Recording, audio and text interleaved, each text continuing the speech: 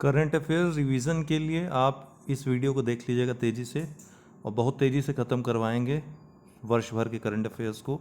अति संभावित जो भी करंट अफेयर्स मुझे समझ में आ रहे हैं उन सबको हम इसमें डिस्कस करेंगे तेज़ी से। Fact global climate finance forum GCFF की पहली बैठक कहाँ आयोजित हुई? 28 से 30 अप्रैल 2025 को जमैका के मोंटेगो बे में आयोजित हुई। इंपॉर्टेंट बात है कि भारत ने भी इसमें भाग लिया और योगदान दिया। सुप्रीम कोर्ट का निर्णय, दो निर्णय बहुत महत्वपूर्ण है। एक 30 अप्रैल 2025 को आया, डिजिटल पहुंच को मूल अधिकार घोषित किया गया आर्टिकल 21 के तहत सुप्रीम कोर्ट के द्वारा। और 21 मार्च 2025 को एक और महत्वपूर्ण निर्णय आया सुप्रीम कोर्ट को, जिसमें जलवायु प्रवासियों को वनरेबल श्रेणी में शामिल किया गया। मतलब घोषणा की गई कि वनरेबल श्रेणी में शामिल अब किए जाएंगे ये जलवायु प्रवासी जो हैं। ग्लासगो, स्कॉटलैंड के ग्लासगो में राष्ट्रमंडल खेल 2026 का आयोजन होगा। इसको नए स्थल के रूप में चुना गया है। पहले विक्टोरिया ऑस्ट्रेलिया में आयोजित होना था, हालांकि विक्टोरिया ने नाम वापस ले लिया था अत्यधिक वित्तीय खर्च की वजह से। तो ग्लासगो में अब आयोजित होंगे, ध्यान रखिएगा, नया वेन्यू है।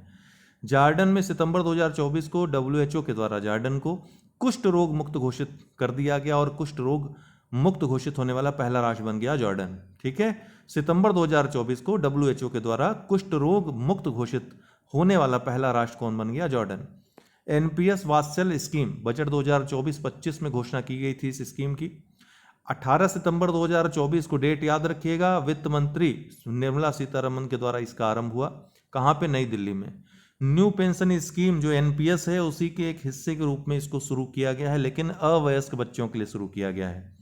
और अवयस्क बच्चों की जो उम्र है कितनी रखी गई है? 18 वर्ष। 18 वर्ष से कम आयु के जो बच्चे होंगे वो अवयस्क माने आएंगे। योग्यता क्या होगी इसमें शामिल होने के लिए? कोई भी भारतीय नागरिक, NRI भी इसमें सम्मिलित हैं, इसमें भाग ले सकते हैं। नाबालिग की ओर से उसके विधिक संरक्षक जो अभिभावक होगा उसके द्वारा इसे खोला जा सकता है।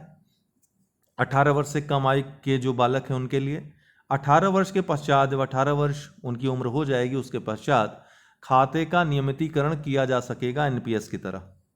अंशदान की जो न्यूनतम राशि रखी गई है 1000 रुपये रखी गई है, अधिकतम की कोई सीमा नहीं है।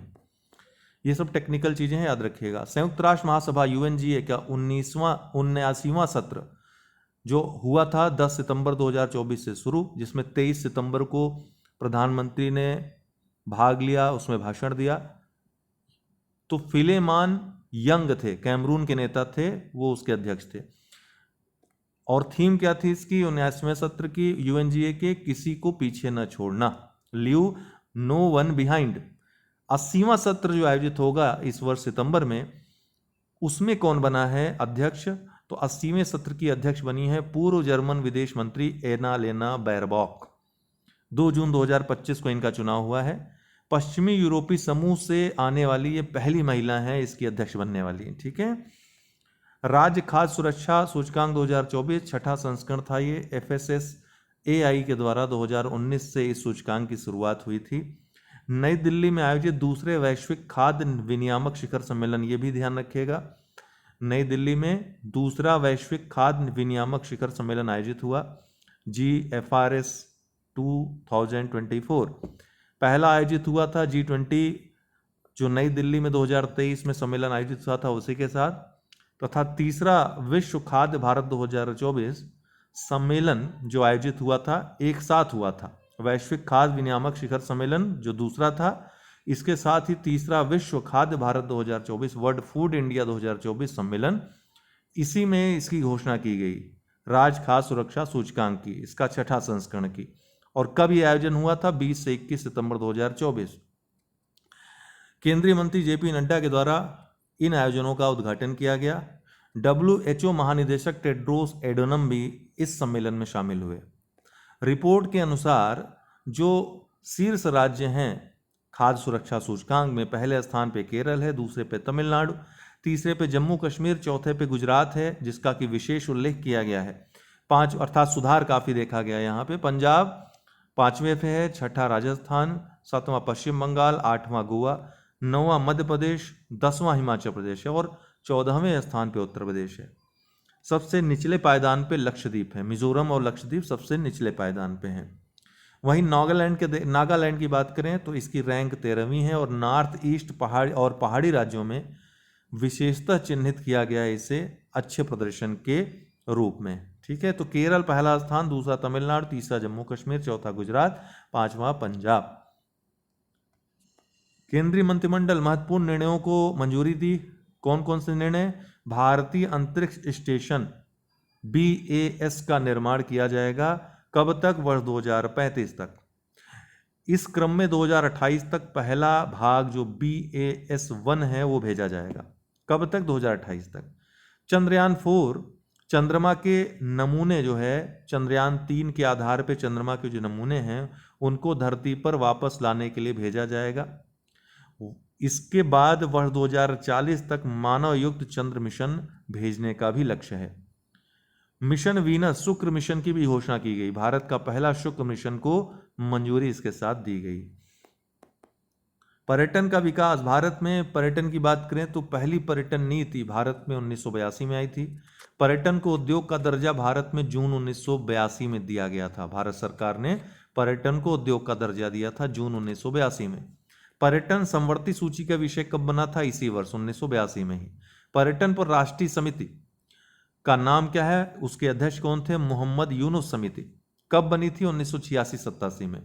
पर्यटन को उद्योग का दर्जा देने वाला पहला राज्य कौन बना था? केरल, 1986 में। कैंसर मूनशॉट पहल क्वाड देशों की पहल है। अमेरिका, भारत और जापान, इन 4 देशों का क्वाड देश है, ये ग्रुप है। इसकी कैंसर मूनशॉट पहल है। इंडो पैसिफिक क्षेत्र से कैंसर को कम करना इसका लक्ष्य है। इसकी शुरुआत की गई है सर्वाइकल कैंसर के खात्मे के उद्देश्य से। पीएम मोदी हाल ही में 3 परम रुद्र सुपर कंप्यूटर और एक हाई परफॉर्मेंस कंप्यूटिंग सिस्टम का उद्घाटन किसने किया? प्रधानमंत्री मोदी ने। तीनों सुपर कंप्यूटर क्रमशः कहां? दिल्ली में एक पुणे में, एक कोलकाता में स्थापित किए गए हैं। 130 करोड़ रुपए इसकी कुल लागत होगी और एक हाई परफॉर्मेंस कंप्यूटर जिसकी लागत 850 करोड़ रुपए है, मुख्यतः मौसम और जलवायु अनुसंधान के लिए प्रयोग किया जाएगा। वर्ष 2015 में ध्यान रखिए राष्ट्रीय सुपर कंप्यूटिंग मिशन लॉन्च किया गया था। उसी को आगे बढ़ाने के लिए ये इन 3 परम रुद्र सुपर कंप्यूटर और एक हाई परफॉर्मेंस कंप्यूटिंग सिस्टम का विकास किया गया है।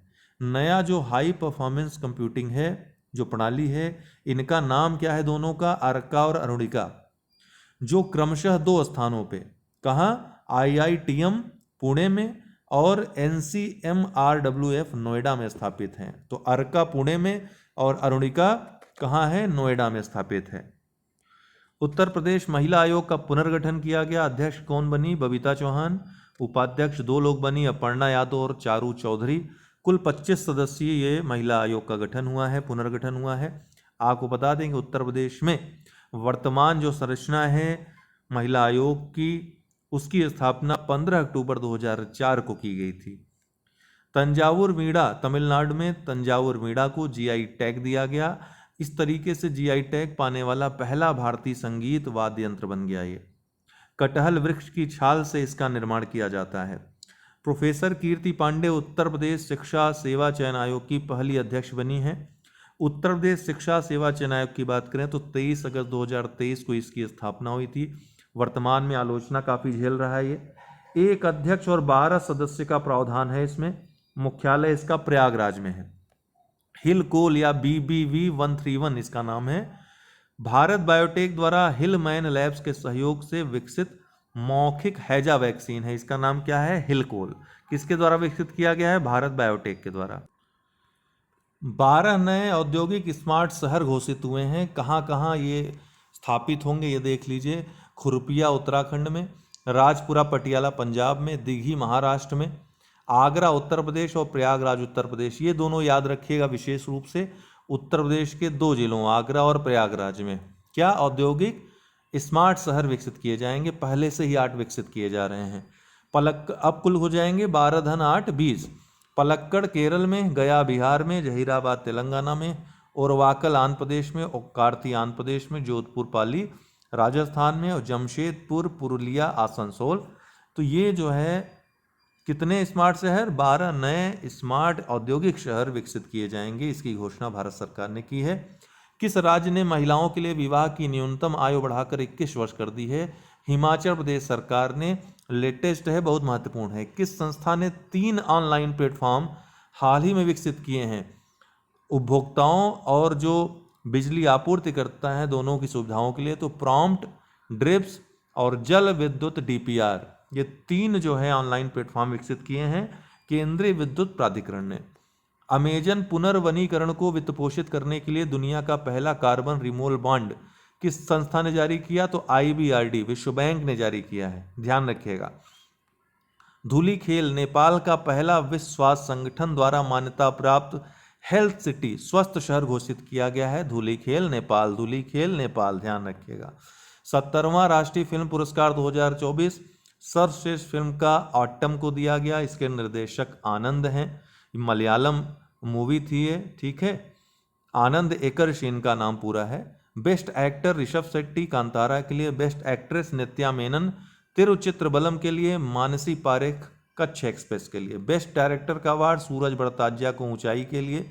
बेस्ट फिल्म का हिंदी फिल्म का गुलमोहर को। सिनेमा पर सर्वश्रेष्ठ पुस्तक का award Kishore Kumar the ultimate biography को।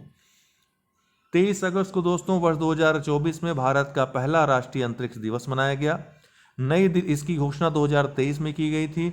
नई दिल्ली में राष्ट्रीय कार्यक्रम इस दौरान आयोजित हुए। राष्ट्रपति द्रौपदी मुर्मू जिसमें कि मुख्य अतिथि थी। थीम क्या रखी गई थी पहले राष्ट्रीय अंतरिक्ष दिवस की? चंद्रमा को छूते हुए जीवन को छूना, भारत की अंतरिक्ष गाथा। ध्यातव्य है कि 23 अगस्त 2023 को चंद्रयान 3 मिशन सफल रहा था। भारत 23 अगस्त 2023 को चंद्रमा के दक्षिणी ध्रुव के पास उतरने वाला दुनिया का पहला देश और चंद्रमा पर सॉफ्ट लैंडिंग करने वाला दुनिया का चौथा देश बन गया। GSLV मार्क 3 LVM-3M4 रॉकेट से इसे भेजा गया था। कहाँ से? श्रीहरिकोटा आंध्र प्रदेश से प्रक्षेपण हुआ था। इसमें लैंडर विक्रम और रोवर प्रज्ञान थे, कोई ऑर्बिटर नहीं था। चंद्रयान 2 में जबकि ऑर्बिटर था, ध्यान रखिएगा। बजट इसका 615 करोड़ रखा गया था। ध्यान दीजिएगा कि जिस स्थान पर विक्रम लैंडर उतरा था उसे शिव शक्ति स्टेशन नाम दिया गया है। क्या नाम दिया गया है? शिव शक्ति स्टेशन। वहीं चंद्रयान 2 22 जुलाई 2019 को LVM-3M1 से प्रक्षेपित किया गया था। जिस स्थान पर यह दुर्घटनाग्रस्त हुआ था उसका नाम तिरंगा पॉइंट रखा गया है। समुद्र प्रताप भारतीय तटरक्षक बल ICG का पहला स्वदेशी रूप से विकसित प्रदूषण नियंत्रण पोत है। क्या नाम है? समुद्र प्रताप। तेल रिसाव आदि से इसको रक्षा करने के लिए समुद्री पारिस्थितिकी इसको डेवलप किया गया है। हाल ही में गोवा में इसको लॉन्च किया गया। इसका निर्माण गोवा शिपयार्ड लिमिटेड द्वारा ICG के लिए ही, भारतीय तटरक्षक बल के लिए किया गया है। ICG की बात करें भारतीय तटरक्षक बल की तो 1978 में भारतीय तटरक्षक बल अधिनियम 1978 द्वारा स्थापित एक विधिक संस्था है। उत्तर प्रदेश एरो स्पेस व रक्षा नीति 2024 हाल ही में लॉन्च हुई। अगले 5 वर्षों में निवेश व रोजगार को बढ़ाने के लिए इसे लॉन्च किया गया है। 50,000 करोड़ रुपए निवेश आकर्षित करना इसका लक्ष्य है। 1 लाख प्रत्यक्ष रोजगार युवाओं के लिए सृजित करना इसका लक्ष्य है। तो ये लक्ष्य याद रखिएगा, दोनों 50,000 करोड़ रुपए निवेश और 1 लाख प्रत्यक्ष रोजगार युवाओं को। 26 जनवरी को गणतंत्र दिवस, 76वां गणतंत्र दिवस था इस बार। मुख्य अतिथि कौन थे? प्रबोवो सुबियांतो जो कि इंडोनेशिया के राष्ट्रपति हैं। थीम क्या थी? स्वर्णिम भारत, विरासत और विकास। पद्म पुरस्कारों की घोषणा हुई एक पूरी संध्या को। 7 पद्म विभूषण, 19 पद्म भूषण और 113 पद्मश्री, कुल 139 अवार्डों की पद्म पुरस्कारों की घोषणा हुई है। इस बार भारत रत्न किसी को नहीं दिया गया है, पिछली बार 5 लोगों को दिया गया था। पद्म विभूषण की बात करें तो डॉक्टर नागेश्वर रेड्डी को चिकित्सा के क्षेत्र में, पूर्व न्यायाधीश JS केहर को जो कि चंडीगढ़ से हैं, श्रीमती कुमुदनी रजनीकांत को गुजरात की हैं कला के क्षेत्र में, श्री L सुब्रमण्यम को कर्नाटक के हैं कला के क्षेत्र में। 3 लोगों को मरणोपरांत दिया गया। CMT वासुदेवन नायर साहित्य व शिक्षा के क्षेत्र में केरल के हैं। ओसामू सुजुकी व्यापार व उद्योग के क्षेत्र में ये जापान के हैं। और लेट श्रीमती शारदा सिन्हा को कला के क्षेत्र में बिहार की हैं। उत्तर प्रदेश से 2 लोगों को पद्म भूषण दिया गया, साध्वी रितंभरा को समाज कार्य के क्षेत्र में और श्री राम बहादुर राय को जर्नलिज्म के क्षेत्र में। उत्तर प्रदेश से 8 लोगों को पद्मश्री भी दिया गया। आशुतोष शर्मा को विज्ञान के क्षेत्र में, गणेश्वर शास्त्री द्रविड़ को साहित्य के क्षेत्र में, श्री हृदय नारायण दीक्षित को साहित्य के क्षेत्र में, श्री नारायण को भुलई भाई जो हैं उनको मरणोपरांत लोक सेवा के क्षेत्र में, श्री सत्यपाल सिंह को खेल के क्षेत्र में, श्री श्याम बिहारी अग्रवाल को कला के क्षेत्र में, श्रीमती सोनिया नित्यानंद को चिकित्सा के क्षेत्र में और श्री सैयद ऐनुल हसन को साहित्य के क्षेत्र में। विशेष बात है कि एक युगल जोड़ी को भी इस बार पुरस्कार दिया गया, मिस्टर ह्यूज और कॉलिन कैंटेजर, ये साहित्य के क्षेत्र में दिया गया है। उत्तराखंड से संबंध ये दंपति रखते हैं। 23 महिलाएं, 10 विदेशी या एनआरआई या पीआईओ या ओसीआई और 13 लोगों को मरणोपरांत ये पुरस्कार दिए गए।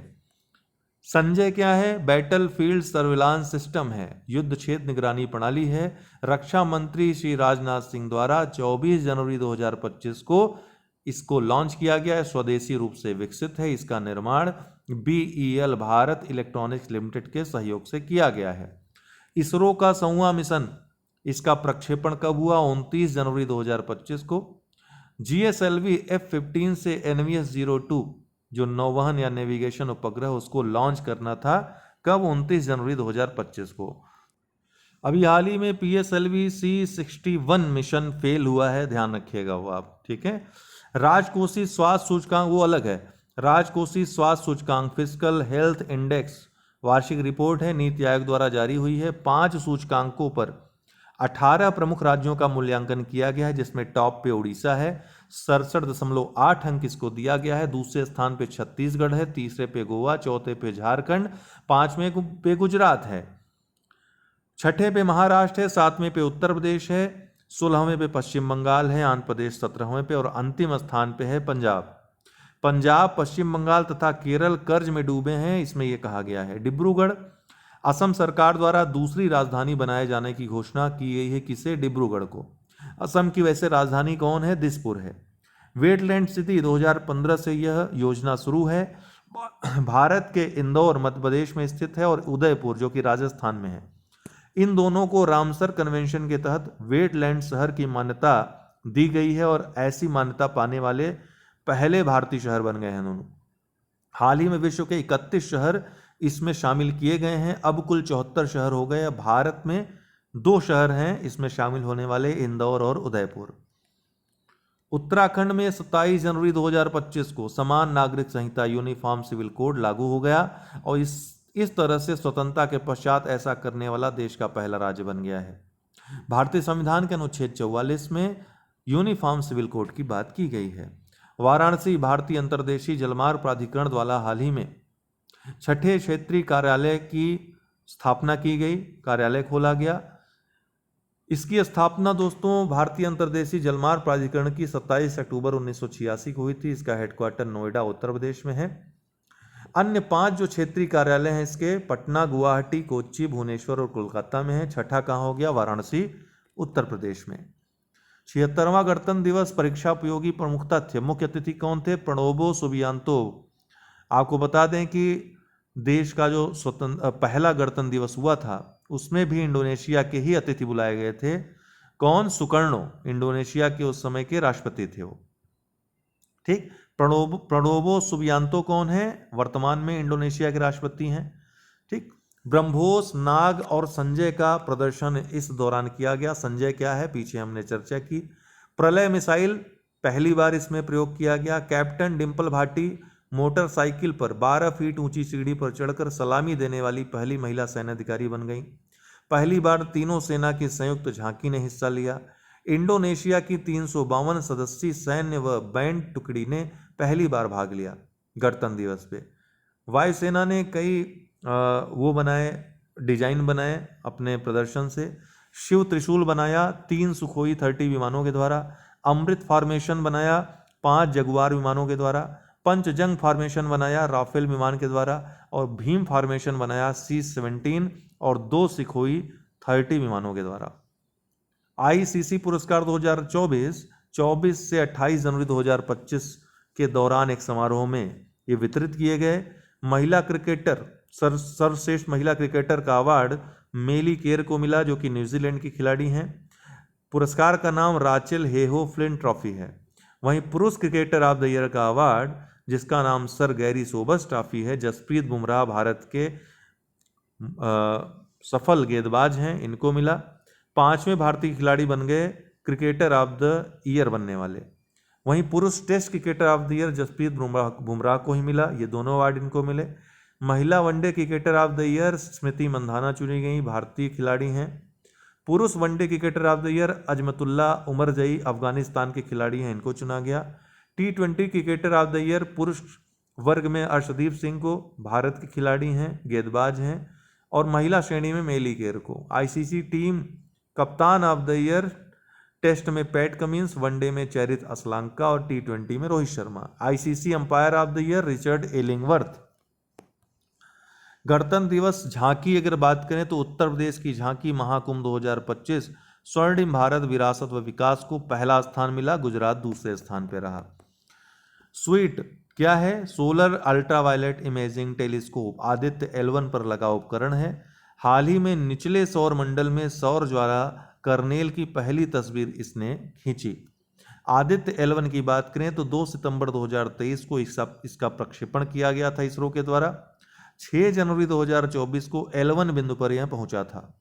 आदित्य L1 का निर्माण जो है अंतर विश्वविद्यालयी खगोल विज्ञान एवं खगोल भौतिकी केंद्र पुणे और इसरो के द्वारा मिलकर किया गया है। गंगा डॉल्फिन गणना 2021 से 2023 के दौरान की गई। डॉल्फिन की बात करें तो भारत में पहली बार व्यापक सर्वेक्षण ये था, जिसमें गंगा व उसकी सहायक नदियों में कुल 6,327 डॉल्फिन दर्ज की गई, जिसमें 6,324 गंगेटिक डॉल्फिन और 3 सिंधु डॉल्फिन रहे। सबसे ज़्यादा डॉल्फिन उत्तर प्रदेश में है, उसके बाद बिहार में, फिर पश्चिम बंगाल और फिर असम में। 17 अक्टूबर 2023 की डेट याद रखिएगा, उत्तर प्रदेश ने राज्य जलीय जीव इसे घोषित किया था। डॉल्फिन की खोज सबसे पहले 1801 में हुई थी। ठीक, इसके अलावा 5 अक्टूबर को राष्ट्रीय गंगा नदी डॉल्फिन दिवस के रूप में मनाया जाता है। वर्ष 2022 से इसका आरंभ हुआ था। IUCN में इंडेंजर्ड स्पीसीज के रूप में यह दर्ज है। वहीं वन जीव संरक्षण अधिनियम 1972 में अनुसूची फर्स्ट में इसको रखा गया है। 1986 से ये शामिल है इसमें। वैज्ञानिक नाम इसका प्लेटनिस्टा गैंगेटिका है। राष्ट्रीय जलीय जीव कब घोषित हुआ था? वर्ष 2009 में। राष्ट्रीय जलीय जीव भारत ने असम में सर्वप्रथम गंगा नदी डॉल्फिन टैगिंग का आयोजन कब किया? दिसंबर 2024 में। गंगा डॉल्फिन संरक्षण योजना कब चलाई गई थी? 1985 में। प्रोजेक्ट डॉल्फिन कब आरंभ हुआ था? 2021 में। 15 अगस्त 2020 को प्रधानमंत्री द्वारा इसकी घोषणा की गई थी।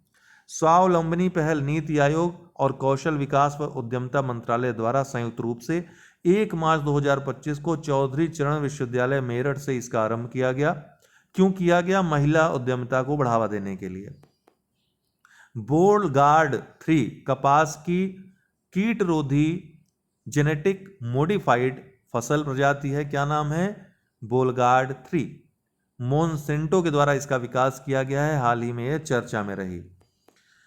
प्रोजेक्ट लायन भारत सरकार द्वारा हाल ही में एशियाई शेरों की आबादी की रक्षा व विस्तार के लिए प्रोजेक्ट टाइगर के तर्ज पर प्रोजेक्ट लायन की शुरुआत की गई है। इसके लिए 2927.71 करोड़ रुपए बजट का प्रावधान किया गया है, शुरुआती budget.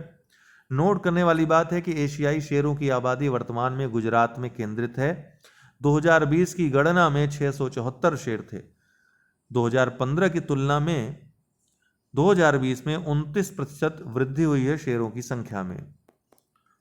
Golden Dome missile defence shield कहाँ की ये नई प्रणाली है? मिसाइल प्रणाली या मिसाइल डिफेंस सिस्टम है, एयर डिफेंस सिस्टम है, तो अमेरिकी सरकार की नई पहल है। राष्ट्रीय सुरक्षा को बढ़ावा देने के लिए गोल्डन डोम मिसाइल ये ट्रंप के भी महत्वाकांक्षी लक्ष्यों में से एक है।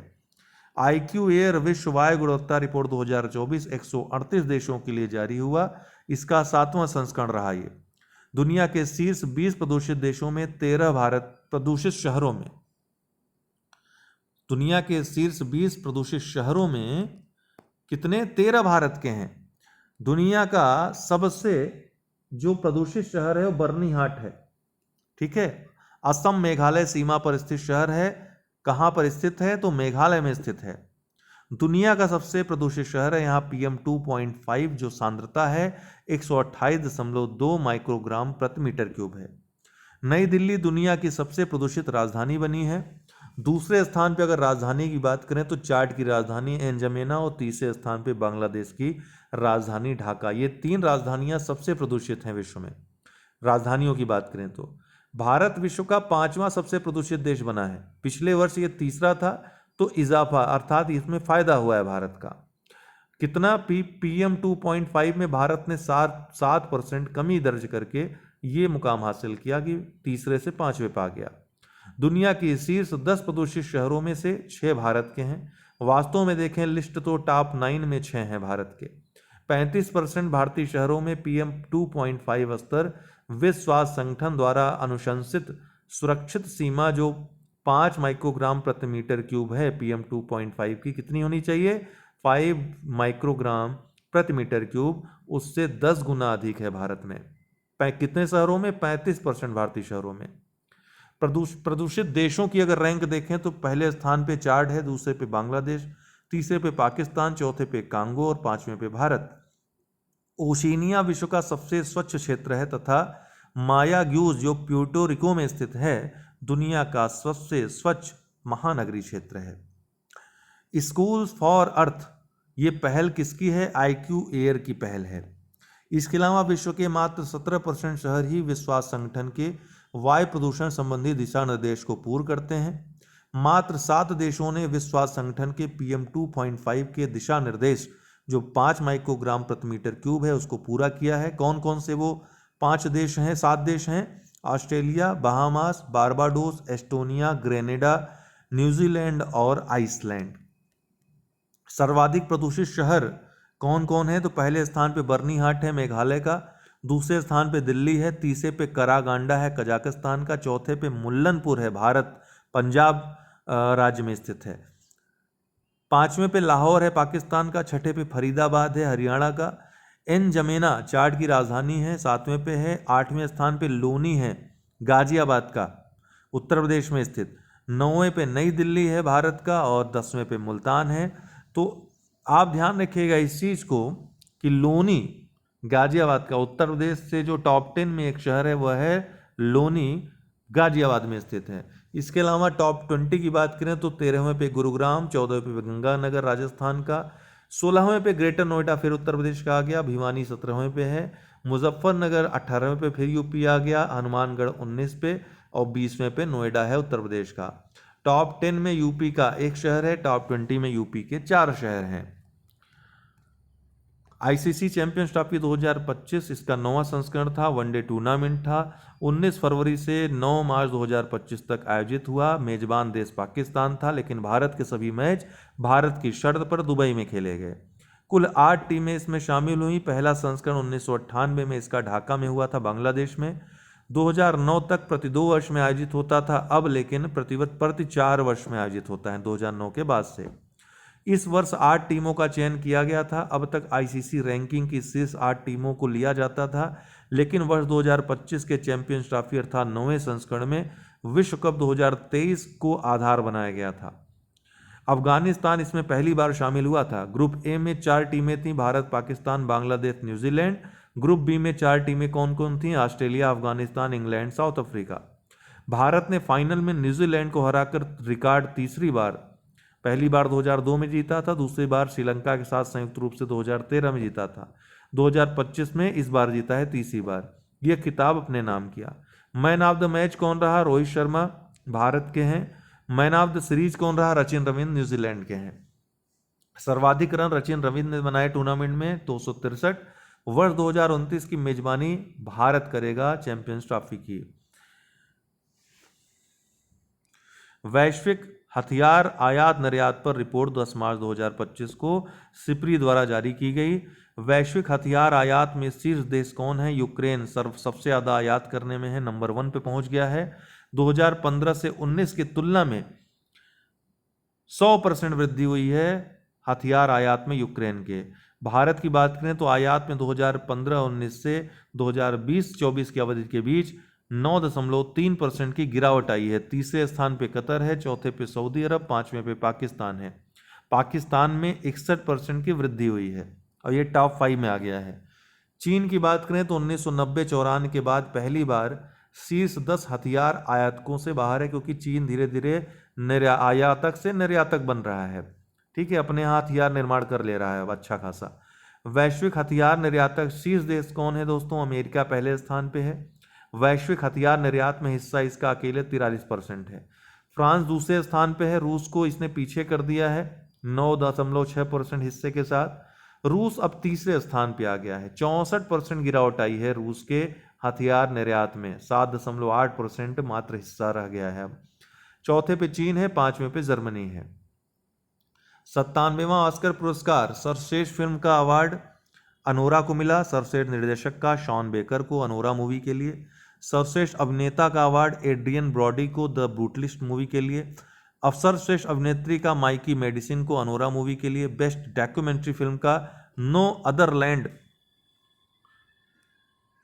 बेस्ट डॉक्यूमेंट्री शॉर्ट मूवी का The Only Girl in the Orchestra. Best अंतर्राष्ट्रीय फिल्म का I Am Still Here, Brazil की मूवी है। सबसे ज्यादा पुरस्कार अनोरा को मिले 5, सबसे इसके बाद द ब्रूटलिस्ट को 3 अवार्ड मिले। विक्रम 3201 तथा कल्पना 3201 इसरो द्वारा विकसित 2 उन्नत 32 बिट माइक्रो प्रोसेसर्स हैं। अंतरिक्ष अनुप्रयोगों के लिए इनको विकसित किया गया है। चंडीगढ़ स्थित सेमीकंडक्टर प्रयोगशाला में इनका निर्माण किया गया। चंद्रयान 5 इसरो प्रमुख, हालांकि चंद्रयान 4 अभी भेजा नहीं गया है, लेकिन चंद्रयान 5 का भी ऐलान हो गया है। इसरो प्रमुख वी नारायणन ने चंद्रयान 5 मिशन के लिए केंद्र की मंजूरी की घोषणा की। इसका प्रक्षेपण वर्ष 2027 में किया जाएगा। कब, कहां से? कुलशेखरपट्टिनम, थुथुकुडी जिला, तमिलनाडु में स्थित भारत के दूसरे अंतरिक्ष केंद्र से पहला SSLV प्रक्षेपण, लघु उपग्रह प्रक्षेपण यान से इसका प्रक्षेपण किया जाएगा। भारत और जापान का यह संयुक्त मिशन होगा। भारत का इसरो और जाक्सा जापान की अंतरिक्ष एजेंसियां इसमें भाग लेंगी। इसका उद्देश्य चंद्रमा पर 350 किलोग्राम का रोवर तैनात करना होगा। साथ ही उच्च क्षमता वाला लैंडर भी इस दौरान भेजा जाएगा। वर्ल्ड हैप्पीनेस रिपोर्ट 2025 147 देशों के लिए जारी हुई है। UNSDSN के द्वारा, संयुक्त राष्ट्र के द्वारा यह जारी होती है। शीर्ष 5 देश कौन रहे हैप्पीनेस रिपोर्ट में? फिनलैंड पहले स्थान पर रहा लगातार 8वें वर्ष। दूसरे स्थान पे डेनमार्क, तीसरे पे आइसलैंड, चौथे पे स्वीडन और 5वें पे नीदरलैंड्स। निम्न स्थान पे जो निम्नतम देश रहा इस सूची में 147वें स्थान पे अफगानिस्तान रहा। लगातार चौथे वर्ष अफगानिस्तान सबसे निचले पायदान पे है। भारत का स्थान इसमें 118वां रहा। 2024 में भारत 126वें स्थान पे था। भारत का धन प्रेषण रेमिटेंस, RBI के धन प्रेषण 2023-24 सर्वेक्षण के छठे दौर की रिपोर्ट आई है, जिसमें USA, ब्रिटेन, सिंगापुर, कनाडा और ऑस्ट्रेलिया से भारत में आधे से अधिक रेमिटेंस आता है। भारत में इन देशों से आधे से अधिक रेमिटेंस आता है। कई वर्षों से रेमिटेंस धन प्रेषण में भारत शीर्ष स्थान पे है। वर्ष 2010-11 में $55.6 बिलियन से बढ़कर 2023-24 में भारत का रेमिटेंस कितना हो गया? $118.7 बिलियन हो गया। सर्वाधिक कहां से प्राप्त हुआ भारत को? अमेरिका से। कितना? 27.7%। भारत में रेमिटेंस कहां से सबसे ज्यादा आता है? तो अमेरिका से सबसे ज्यादा, उसके बाद UAE से। अगर देश में देखें सर्वाधिक रेमिटेंस तो महाराष्ट्र में प्राप्त होता है, उसके बाद केरल, फिर तमिलनाडु, चौथे पे तेलंगाना, 5वें पे कर्नाटक। केरल की बात करें दोस्तों तो वरिष्ठ नागरिक आयोग स्थापित करने वाला भारत का पहला राज्य कौन बन गया? Kerala.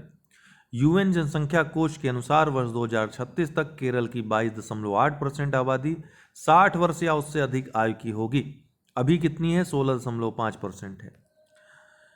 Vertically launched surface to air missile VLSR SAM 26 मार्च 2025 को DRDO और नौसेना के द्वारा उड़ीसा के चांदीपुर में इसका सफल परीक्षण किया गया। स्वदेशी रूप से विकसित मिसाइल है। कम दूरी की हवाई सुरक्षा के लिए इसको डिजाइन किया गया है।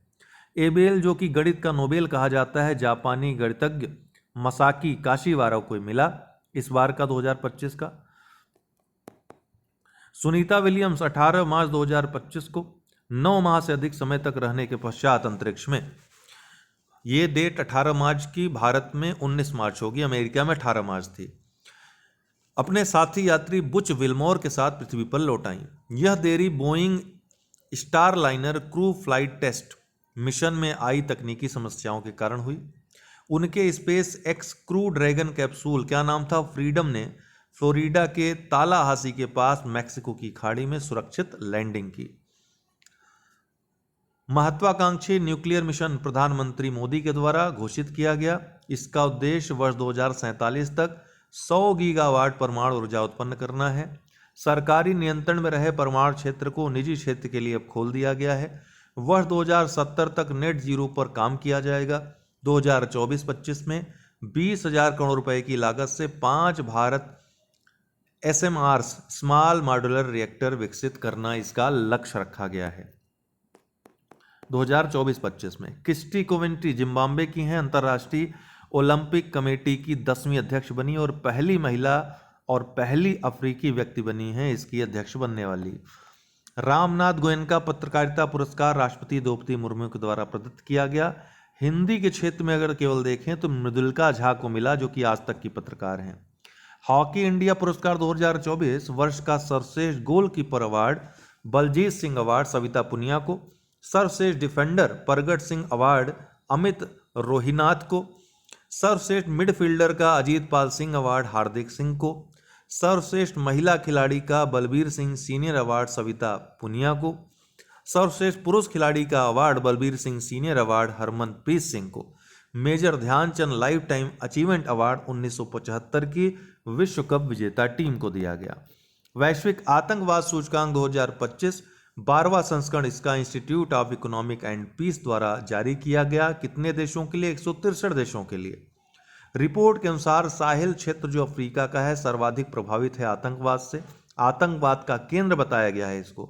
आतंकवाद प्रभावित देशों की संख्या बढ़ गई है। सर्वाधिक प्रभावित देश आतंकवाद से कौन कौन है? पहले स्थान पे बुर्किना फासो, दूसरे पे पाकिस्तान, तीसरे पे सीरिया, चौथे पे माली, पांचवें पे नाइजर, छठे पे नाइजीरिया, सातवें पे सोमालिया, आठवें पे इजराइल, नौवें पे अफगानिस्तान, 10वें पे कैमरून। और 45% की वृद्धि कहाँ हुई है आतंकवादी घटनाओं में? पाकिस्तान में। भारत 14वें स्थान पर है। पिछले वर्ष भी भारत 14वें स्थान पे था। वर्ष 2023 में भारत 13वें स्थान पे था। ठीक है। सर्वाधिक खतरनाक आतंकवादी ग्रुप किसे बताया गया है? इस्लामिक स्टेट को सर्वाधिक खतरनाक आतंकवादी ग्रुप बताया गया है। स्वच्छ वायु सर्वेक्षण 2024 राष्ट्रीय स्वच्छ वायु कार्यक्रम के 130 शहरों के लिए इसको जारी किया गया। 2019 में इसकी शुरुआत हुई थी राष्ट्रीय स्वच्छ वायु कार्यक्रम की, ध्यान रखिएगा। 10 लाख से अधिक आबादी वाले शहरों में शीर्ष पर कौन रहा? सूरत रहा। दूसरे स्थान पे जबलपुर, तीसरे स्थान पे उत्तर प्रदेश का आगरा। 3 लाख से 10 लाख आबादी तक में जो शहर हैं उनमें फिरोजाबाद उत्तर प्रदेश का पहले स्थान पे रहा। दूसरे पे अमरावती महाराष्ट्र का, तीसरे पे झांसी उत्तर प्रदेश का, चौथे पे गोरखपुर उत्तर प्रदेश का। 3 लाख से कम आबादी वाले शहरों में पहले स्थान पे रायबरेली उत्तर प्रदेश का रहा, दूसरे पे नलगौड़ा तेलंगाना का, तीसरे पे नालागढ़ हिमाचल प्रदेश का। वहीं इन तीनों में क्रमशः सबसे निचले पायदान पे 10 लाख से अधिक आबादी वाले में श्रीनगर सबसे नीचे रहा। 3 लाख से 10 लाख तक की आबादी में सबसे नीचे पटन चेरूवू रहा और 3 लाख से कम आबादी वाले शहरों में सबसे नीचे पोंटा साहिब रहा। पर्यावरण मंत्रालय द्वारा जयपुर में नीले आकाश के लिए स्वच्छ वायु के अंतर्राष्ट्रीय दिवस 7 सितंबर को अर्थात 2020 से इसको शुरुआत हुई थी इसको मनाने की। ये कार्यशाला किसकी? नीले आकाश के लिए स्वच्छ वायु के अंतर्राष्ट्रीय दिवस की शुरुआत कब हुई थी? 2020 से हुई थी। इस बार जो 7 सितंबर 2024 को आयोजन हुआ जयपुर में हुआ, राजस्थान में, और इसी दौरान ये पुरस्कार प्रदत्त किए गए। 2019 में UNGA के द्वारा नीले आकाश के लिए स्वच्छ वायु के अंतर्राष्ट्रीय दिवस के रूप में इसको घोषित किया गया था 7 सितंबर को। तो इस आयोजन के दौरान ये पुरस्कार प्रदान किए गए।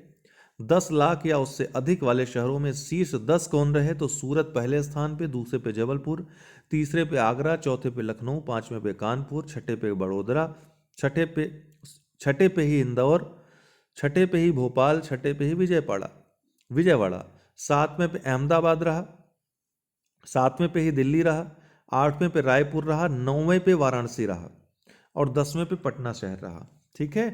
तो ये देखिएगा कॉमन कई रैंक में है, जैसे छठे पे इंदौर, भोपाल और विजयवाड़ा तीनों हैं। 2023 में पहले स्थान पे था इंदौर, ये ध्यान रखिएगा, इस बार छठे पे आ गया है। राष्ट्रीय बहुआयामी गरीबी सूचकांक बहुत महत्वपूर्ण है। 15 जनवरी 2024 को हालांकि ये घोषित हुआ था, लेकिन बहुत महत्वपूर्ण है। इसका द्वितीय संस्करण नीति आयोग द्वारा जारी हुआ। पहला कब जारी हुआ था? 17 जुलाई 2023 को। जो एमपीआई होता है यूएनडीपी के द्वारा जो जारी होता है दोस्तों, उसमें 10 सूचकांक होते हैं, 10 बिंदु होते हैं। इसमें 12 बिंदु हैं। ये अंतर है दोनों में, ध्यान रखिएगा। बहुआयामी गरीबी की बात करें तो देश में 2013-14 में कितनी थी? 29.17%। 2015-16 में घटी 24.85% रह गई। 2019-20 में यह 14.96% रह गई। 2022-23 में यह घट करके 11.28% रह गई। भारत में वर्ष 2013-14 से 2022-23 के मध्य अर्थात 9 वर्षों में 24.82 करोड़ लोग बहुआयामी गरीबी से बाहर हुए हैं। गरीब जनसंख्या में सर्वाधिक कमी उत्तर प्रदेश में आई। कितनी? 5.94 करोड़ लोग कम हुए हैं गरीबी के मामले में उत्तर प्रदेश में। बिहार में अगर देखें तो दूसरे स्थान पे बिहार आता है, तीसरे स्थान में मध्य प्रदेश आता है। इस अवधि में इन 9 वर्षों में एनएमपीआई के जो नेशनल राष्ट्रीय बहुआयामी गरीबी सूचकांक है उसके सभी 12 संकेतकों में सुधार हुआ है, ध्यान रखिएगा। शीर्ष 5 गरीबी प्रतिशत वाले राज्य कौन है? सबसे ज्यादा गरीबी प्रतिशतता है बिहार में। दूसरे स्थान पे झारखंड आता है, तीसरे पे मेघालय आता है, चौथे स्थान पे उत्तर प्रदेश आता है। उत्तर प्रदेश में गरीबी का परसेंट कितना है? 22.93% लोग उत्तर प्रदेश में बहुआयामी गरीब हैं। और 5वां स्थान मध्य प्रदेश का आता है। ये टॉप 5 राज्य हैं। न्यूनतम गरीबी वाले राज्य कौन है? सबसे कम गरीबी है केरल में, फिर गोवा में, फिर तमिलनाडु में, फिर सिक्किम में, फिर पंजाब में। तो सबसे कम गरीबी कहाँ है देश में? केरल में दोस्तों, उसके बाद गोवा में। पेरिस पैरालंपिक 2024 शुभंकर क्या था? फ्रीज था, फ्रीजियन कैप थी एक। पेरिस में आयोजित हुआ ये पेरिस ओलंपिक, इसका पैरालंपिक नाम ही था। आदर्श वाक्य क्या था पैरालंपिक का? Games wide open. ठीक है, आवरोन्स ग्रैंड लेंस व्यूक्स। कुल 4,463 एथलीटों ने भाग लिया। 22 खेलों की 549 स्पर्धाएं आयोजित हुई। उद्घाटन 28 अगस्त को प्लेस डेला कॉनकॉर्ड में राष्ट्रपति मैक्रो के द्वारा किया गया। समापन 8 सितंबर को स्टेड डी फ्रांस में किया गया। भारतीय दल की बात करें तो 12 खेलों के लिए 84 लोग गए थे। उद्घाटन समारोह में ध्वजवाहक कौन था? भाग्यश्री जाधव और सुमित अंतिल। समापन समारोह में भारतीय ध्वजवाहक कौन था? हरविंदर सिंह और प्रीति पाल। भारत का अब तक का सर्वश्रेष्ठ पैरालंपिक प्रदर्शन रहा। 29 पदकों के साथ 18वीं रैंक भारत ने इसमें हासिल की। 29 पदकों में 7 गोल्ड, 9 सिल्वर और 13 कांस्य पदक थे। 2020 में पिछला सर्वश्रेष्ठ जो अभी तक का सफर था भारत का, 19 पदक भारत ने जीते थे और उसके साथ 24वें स्थान पे था भारत 2020 वाले में, जिसमें 5 स्वर्ण, 8 रजत और 6 कांस्य थे। वर्ष 2024 में स्वर्ण पदक विजेता कौन रहा? अवनी लेखरा निशानेबाजी में 10 मीटर एयर राइफल में इन्होंने जीता। नीतीश कुमार पुरुष एकल बैडमिंटन में इन्होंने जीता। सुमित अंतिल ने भाला फेंक में, हरविंदर सिंह ने तीरंदाजी में, धर्मवीर सिंह ने क्लब थ्रो में, प्रवीण कुमार ने ऊंची कूद में और नवदीप सिंह ने भाला फेंक में। ईरान के सादेक बेत सयाह के डिस्क्वालीफाई होने पर रजत से स्वर्ण अपग्रेड हो गया किसका? नवदीप सिंह का, जो कि भाला फेंक से संबंधित हैं। पैरालंपिक खेलों का आरंभ 1960 में दोस्तों रोम में हुआ था। 23 देशों ने तब हिस्सा लिया था। शीतकालीन पैरालंपिक 1976 से आरंभ हुए थे। अंतर्राष्ट्रीय पैरालंपिक कमेटी 22 सितंबर 1989 को गठित हुई थी। वान, जर्मनी के वान में इसका मुख्यालय है। इसके वर्तमान अध्यक्ष हैं एंड्रयू पार्सन्स। पदक तालिका में चीन पहले स्थान पर रहा, 220 पदक जीते चीन ने 94 स्वर्ण के साथ। ब्रिटेन दूसरे स्थान पर रहा, तीसरे पे अमेरिका, चौथे पे नीदरलैंड और 5वें पे ब्राजील रहा। प्रीति पॉल ने वुमेन्स 100 मीटर और 200 मीटर रेस में 2 कांस्य पदक जीते। अवनी लेखरा का यह तीसरा ओलंपिक मेडल था। पिछली बार अवनी लेखरा ने 2 पदक जीते थे। तो इस तरीके से 3 मेडल जीतने वाली, ओलंपिक मेडल जीतने वाली, पैरालंपिक मेडल जीतने वाली पहली भारतीय महिला कौन बन गई? अवनी लेखरा। हरविंदर सिंह ने तीरंदाजी में भारत के लिए पहला गोल्ड जीता। भारतीय भाषा क्लासिकल लैंग्वेज की बात करें तो वर्ष 2004 से ये प्रारंभ हुआ था। 3 अक्टूबर 2024 को भारत सरकार द्वारा 5 नई शास्त्रीय भाषाएं घोषित की गईं। कौन कौन? मराठी, पाली, प्राकृत, असमिया और बंगाली। अब कुल 11 भाषाएं हैं जिनको शास्त्रीय भाषा का क्लासिकल लैंग्वेज का दर्जा प्राप्त है। अन्य 6 कौन थी? 2004 में तमिल, 2005 में संस्कृत, 2008 में तेलुगु और कन्नड़, 2013 में मलयालम और उड़िया भाषा को 2014 में क्लासिकल लैंग्वेज घोषित किया गया था। इनको विभिन्न, ये लैंग्वेज घोषित होने के बाद विभिन्न लाभ मिलते हैं। क्या क्या मिलते हैं? 2 अंतर्राष्ट्रीय पुरस्कार जैसे राष्ट्रपति सम्मान प्रमाण पत्र और महर्षि बादरायण सम्मान पुरस्कार इन भाषाओं के लिए दिए जाते हैं। जनवरी 2024 में विदेश मंत्री एस जयशंकर ने ईरान दौरे पर फारसी को शामिल करने की बात तो की थी, लेकिन अभी तक फारसी शामिल हुई नहीं है। LUPEX, lunar polar exploration mission, राष्ट्रीय अंतरिक्ष आयोग द्वारा भारत के नए चंद्र मिशन को मंजूरी दी गई है। ठीक है। इसरो भारत की जो अंतरिक्ष इकाई है और जाक्सा जो जापान की है, इसका यह संयुक्त मिशन होगा। जाक्सा रोवर और रॉकेट बनाएगा, इसरो लैंडर बनाएगा। लूपेक्स रोवर का भार कितना होगा? 350 किलोग्राम होगा। चंद्रयान 3 के प्रज्ञान रोवर का भार मात्र 26 किग्रा था, और इसका कितना होगा? 350 केजी होगा। इसके बारे में अभी हमने पिछले ही जो स्लाइड था उसमें चर्चा की थी। प्रोबा 3 यूरोपीय अंतरिक्ष एजेंसी का यह मिशन है। इसका लक्ष्य एक कृत्रिम ग्रहण बनाना है जो वैज्ञानिकों को सूर्य के कोरोना के अध्ययन में मदद करेगा। तो सूर्य ग्रहण का एक प्रोग्राम है, इसका नाम प्रोबा 3 है। सटीक उड़ान संरचना पर केंद्रित है। 2 उपग्रह इसमें शामिल रहेंगे। अंतरिक्ष में नए उपग्रह मिलन, सहकर्म परीक्षण आदि इसमें शामिल रहेंगे। कई यूरोपीय देश और इसरो भी इस मिशन से जुड़ा हुआ है, ध्यान रखिएगा।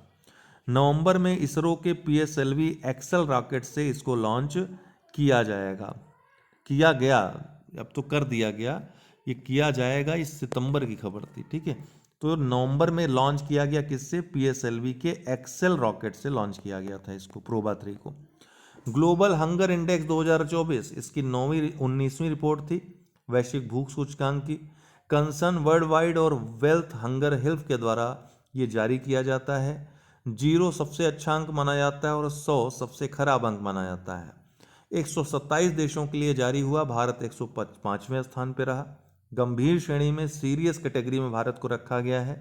भारत के प्रदर्शन में स्थिरता देखी गई है। स्कोर 2016 में भारत का 29.3 था, 2024 में थोड़ा सा सुधार हुआ, 27.3 हो गया। विषय क्या था इसका? लैंगिक न्याय किस प्रकार जलवायु लचीलापन व भुखमरी को समाप्त कर सकता है। GHI गणना और रिपोर्ट की बात करें, 2006 से अंतर्राष्ट्रीय खाद्य नीति अनुसंधान संस्थान और वेल्थ हंगर हेल्थ जर्मनी द्वारा इसको जारी किया जाता था। 2007 से कंसर्न वर्ल्ड वाइड आयरलैंड भी इसमें शामिल हो गया। 2018 से IFPRI ने इससे हाथ खींच लिया, अंतर्राष्ट्रीय खाद्य नीति अनुसंधान संस्थान ने इससे हाथ खींच लिया। अब इन्हीं दोनों संस्थाओं के द्वारा ये जारी होता है। अल्प पोषण, बाल मृत्यु दर, बाल बौनापन और बाल पतलापन के आधार पर इसको जारी किया जाता है। 22 देशों के स्कोर 5 से कम है, जिन्हें सामूहिक रूप से 1 से 22 रैंक में जगह दी गई, जिसमें बेलारूस को इसमें पहला स्थान दिया गया है। ठीक, विश्व की बात करें तो वैश्विक GHI स्कोर 18.3 है, 2016 में ये 18.6 थी। 2.8 अरब लोग स्वस्थ आहार का खर्च वहन नहीं कर सकते हैं, इस रिपोर्ट में वे कहा गया है। भारत की बात करें तो 5 वर्ष से कम आयु के लगभग 35.5% बच्चे अविकसित हैं, जबकि 18.7% बच्चे दुर्बल हैं। कुल जनसंख्या का भारत में कुल जनसंख्या लगभग 13.7% हिस्सा कुपोषित है। वहीं पाकिस्तान और अफगानिस्तान को छोड़कर सभी पड़ोसी बेहतर कंडीशन में हैं। राष्ट्रीय विद्युत योजना ट्रांसमिशन, केंद्रीय विद्युत प्राधिकरण द्वारा इस योजना की शुरुआत हुई है। इसमें लक्ष्य क्या रखा गया है? वर्ष 2030 तक 500 गीगावाट अक्षय ऊर्जा क्षमता स्थापित करना, वर्ष 2032 तक 600 गीगावाट से अधिक अक्षय ऊर्जा क्षमता हासिल करना। केंद्रीय मंत्री मनोहर लाल द्वारा नई दिल्ली में इस योजना की घोषणा की गई। 47 गीगावाट की बैटरी ऊर्जा भंडारण प्रणाली विकसित करना, 31 गीगावाट पंप स्टोरेज संयंत्र स्थापित करना, 2031-32 तक 1,91,000 सर्किट किलोमीटर ट्रांसमिशन लाइन का निर्माण करना, अंतर क्षेत्रीय ट्रांसमिशन क्षमता को वर्तमान के 119 गीगावाट से 2027 तक 143 गीगावाट बढ़ाकर करना और 2032 तक 168 गीगावाट तक करना इसका लक्ष्य रखा गया। ये लक्ष्य हैं इसके। कहाँ पर प्रधानमंत्री मोदी के द्वारा भारतीय कौशल संस्थान, जिसका नाम विद्या समीक्षा केंद्र है, इसका शुभारंभ किया गया? मुंबई में। नोबेल पुरस्कार 2024 1901 में पहली बार दिए गए थे नोबेल पुरस्कार, ध्यान रखिएगा। डायनामाइट के आविष्कारक अल्फ्रेड नोबेल की याद में इसकी स्थापना हुई थी।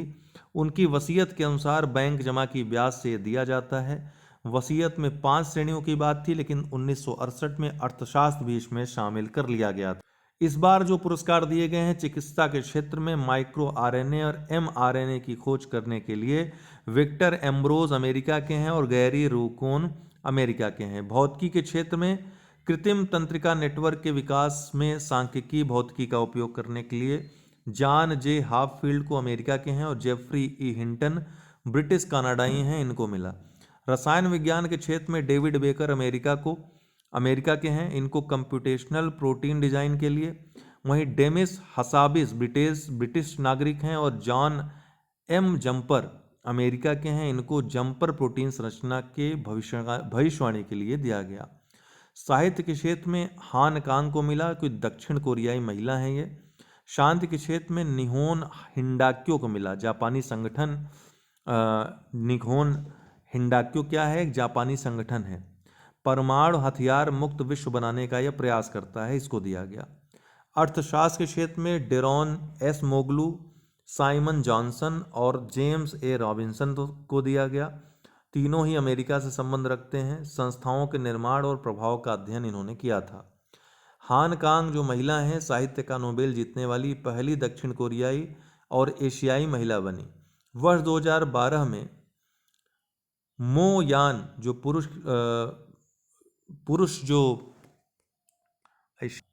पुरुष वर्ग में उन्होंने जीता था और ये पहली एशियाई व्यक्ति बनी है उनके बाद, अगर देखा जाए, साहित्य का नोबेल पुरस्कार जीतने वाली। S4 स्टार क्या है? भारत की चौथी परमाणु पनडब्बी है। ठीक है, 75% स्वदेशी तकनीक से इसको बनाया गया है। इसके पूर्ववर्ती INS अरिहंत या जिसको S2 कहा जाता है उससे अधिक ये उन्नत है। अभी तक इसको कोई नाम नहीं दिया गया है, हालांकि इसका रेंज 3500 किलोमीटर है। नाम नहीं दिए जाने के कारण इसे S4 स्टार कहा जा रहा है। भारत का SSBN परमाणु ऊर्जा से संचालित बैलिस्टिक मिसाइल पनडुब्बी कार्यक्रम के तहत इसको विकसित किया गया है। ये एक बात नोट कर लिएगा दोस्तों कि पहला जो परमाणु पनडुब्बी भारत की है INS अरिहंत है, S2 के नाम से इसको जानते हैं। दूसरी परमाणु पनडुब्बी INS अरिघात है, S3 के नाम से जानते हैं उसे। तीसरी परमाणु पनडुब्बी INS अरिधमान है, जिसको S4 के नाम से जानते हैं। और ये क्या है? S4 स्टार है। ठीक है, S4 स्टार है। बिहार की राजधानी पटना में नीतीश मिश्रा, जो कि बिहार के उद्योग मंत्री हैं, उनके द्वारा राज्य के पहले ड्राई पोर्ट का उद्घाटन हुआ, शुष्क बंदरगाह का उद्घाटन हुआ। गैलाथिया खाड़ी बंदरगाह ग्रेट निकोबार द्वीप में स्थित बंदरगाह है।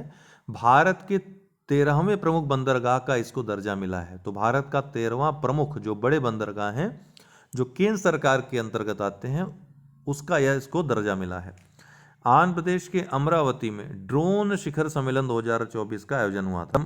कोलंबिया के कैली में जैव विविधता पर अभिसमय कन्वेंशन ऑन बायोलॉजिकल डाइवर्सिटी का COP16 सम्मेलन 21 अक्टूबर से 1 नवंबर 2024 के दौरान आयोजित हुआ। इसका विषय क्या था? थीम क्या थी? प्रकृति के साथ शांति। कोलंबिया की बात करें तो यहाँ के राष्ट्रपति गुस्तावो पेट्रो हैं और पर्यावरण मंत्री सुजाना मोहम्मद हैं। CBD की बात करें तो मुख्यालय या सचिवालय इसका मॉन्ट्रियल कनाडा में है। COP1 जो आयोजित हुआ था बहामास में 1994 में।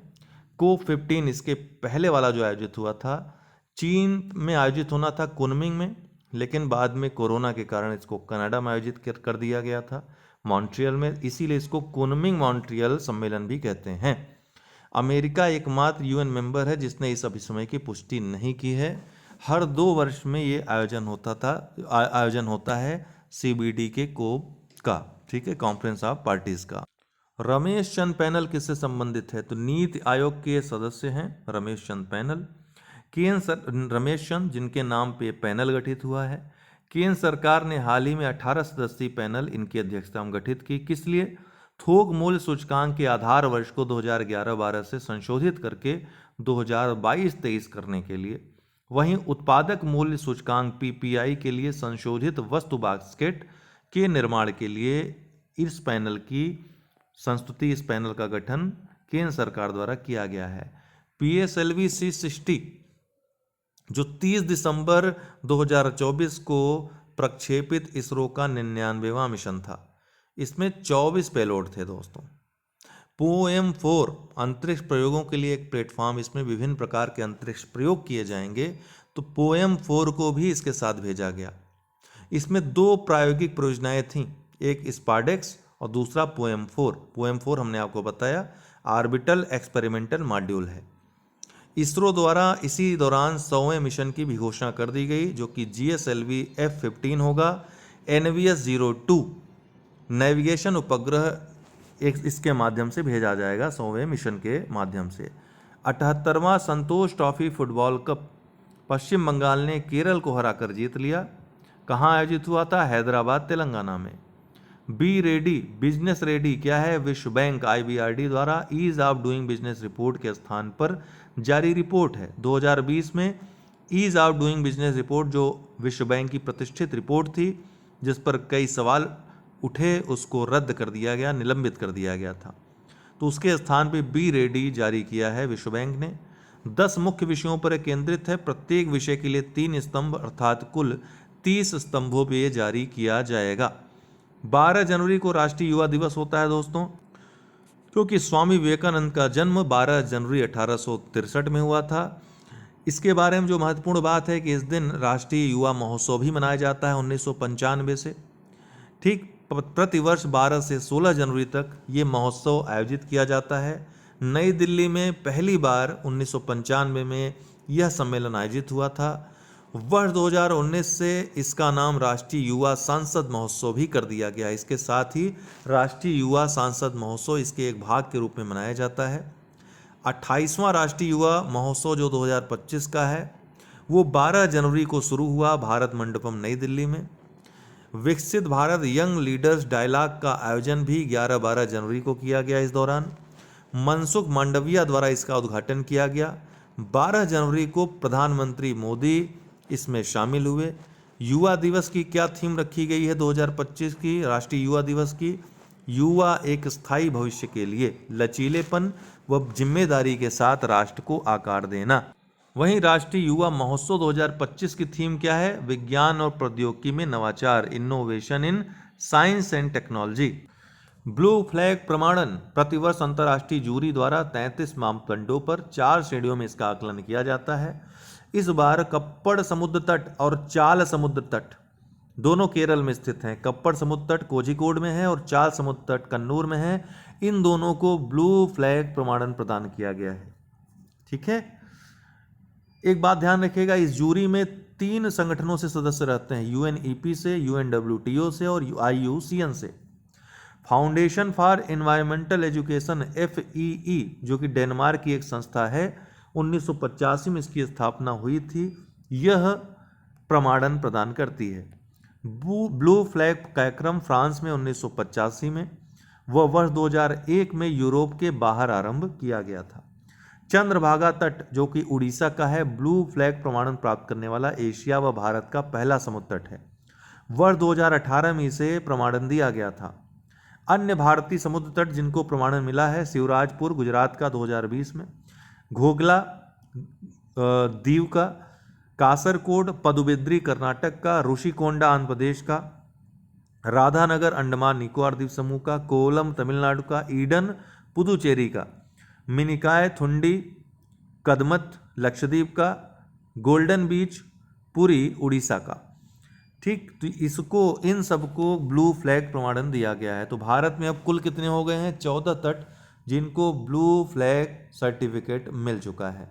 दुनिया में 4000 से अधिक तटों को यह प्राप्त है। सर्वाधिक प्रमाणन स्पेन के तटों को मिला है, 729 तटों को।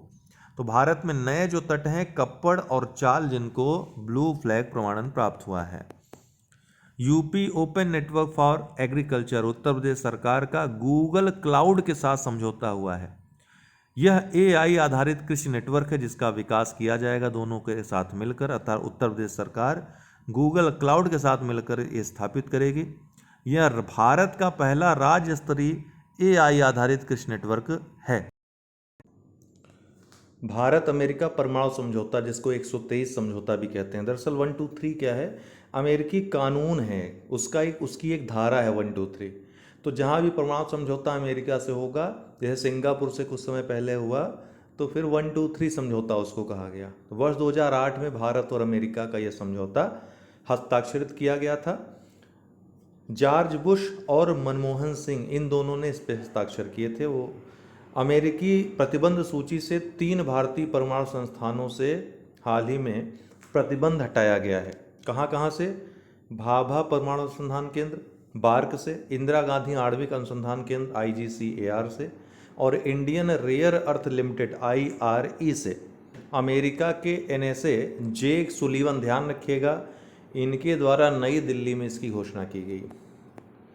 तेलंगाना के निजामाबाद में 14 जनवरी 2025 को केंद्रीय वाणिज्य व उद्योग मंत्री पीयूष गोयल के द्वारा राष्ट्रीय हल्दी बोर्ड की स्थापना की गई। ध्यान रखिएगा, ये कार्यक्रम नई दिल्ली में वर्चुअल मोड में आयोजित किया गया था। महाकुंभ 2025 प्रयागराज में जो कि आयोजित हुआ, 13 जनवरी से 26 फरवरी तक यह आयोजन हुआ आधिकारिक रूप से। शाही स्नान जो 3 दिन रहे, 14 जनवरी को मकर संक्रांति, 29 जनवरी को मौनी अमावस्या जिस दिन वो घटना घटी थी, और 3 फरवरी को वसंत पंचमी। थीम क्या थी? महाकुंभ की आध्यात्मिकता, संस्कृति और इतिहास का संगम कुंभ।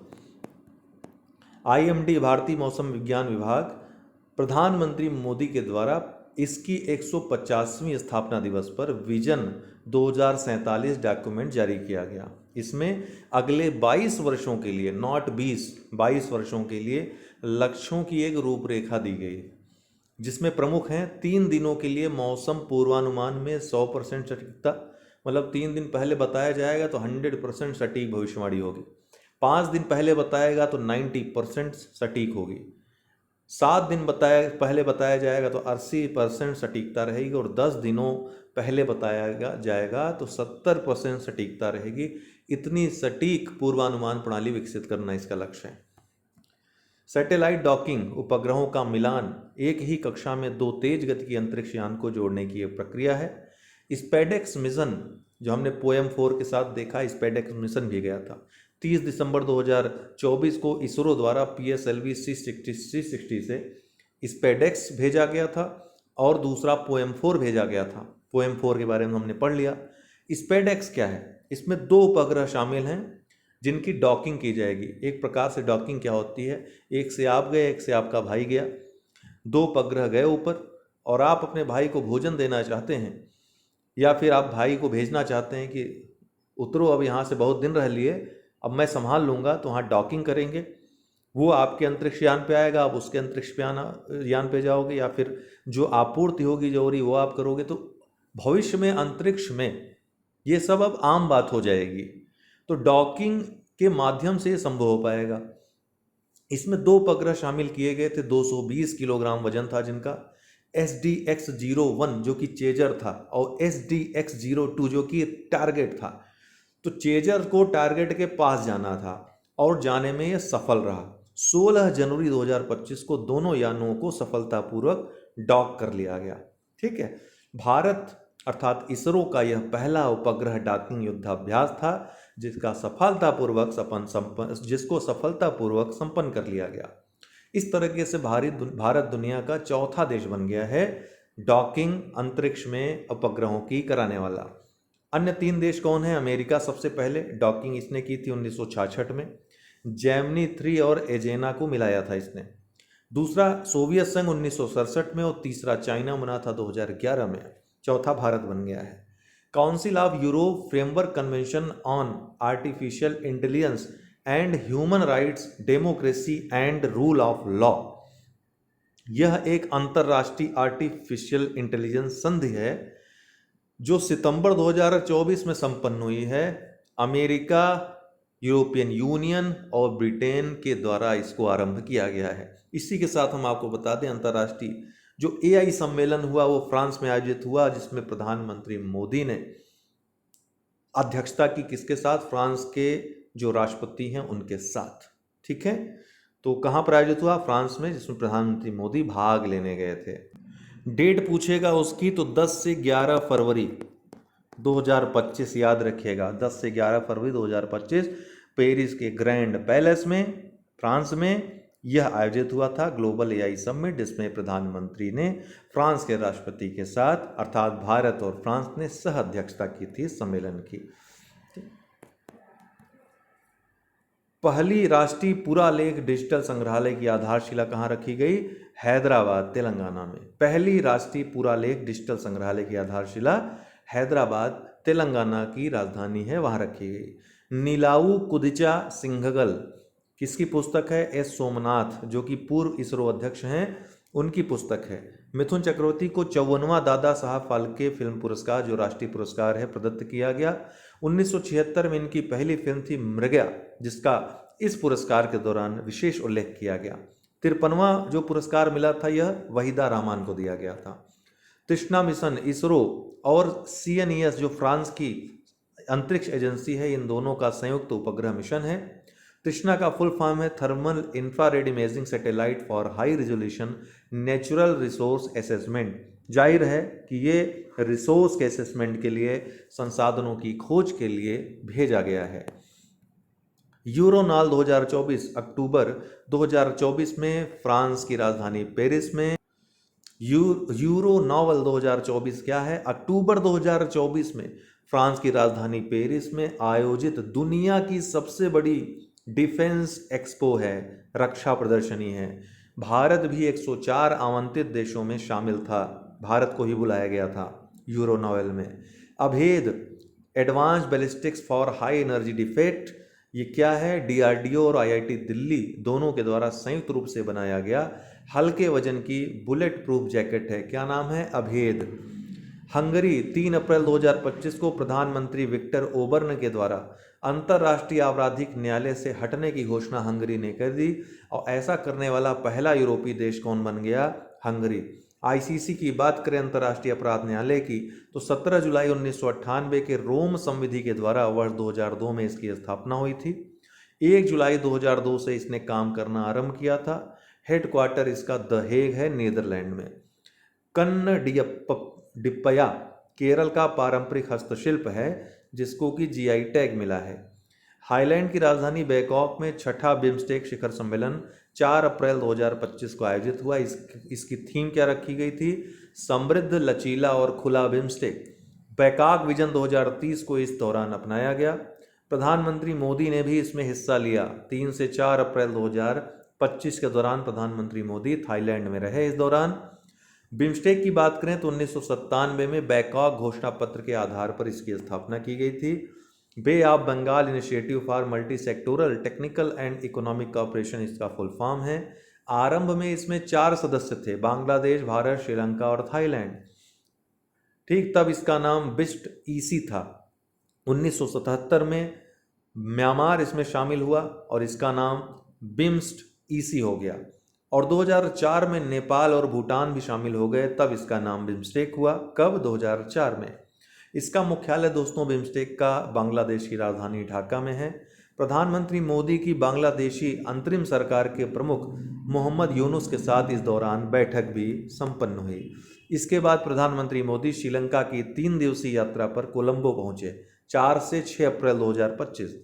प्रधानमंत्री मोदी की चौथी श्रीलंका राजकीय यात्रा थी ये। इसके पहले प्रधानमंत्री 2015, 2017 और 2019 में भी गए थे। प्रधानमंत्री मोदी को श्रीलंका का सिर सम्मान इस दौरान श्रीलंका मित्र विभूषण से सम्मानित किया गया। इसके पश्चात प्रधानमंत्री ने तमिलनाडु, जो रामेश्वरम तमिलनाडु में है, वहाँ एशिया का पहला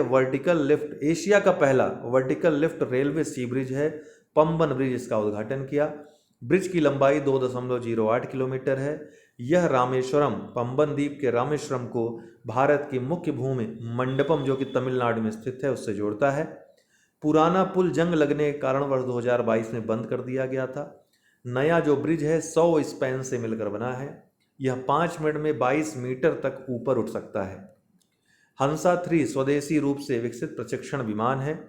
भारत का पहला स्वदेशी उड़ान प्रशिक्षक विमान यह है। हाल ही में इसको मंजूरी दी गई है इसके निर्माण को। यह 2 सीटों वाला विमान होगा।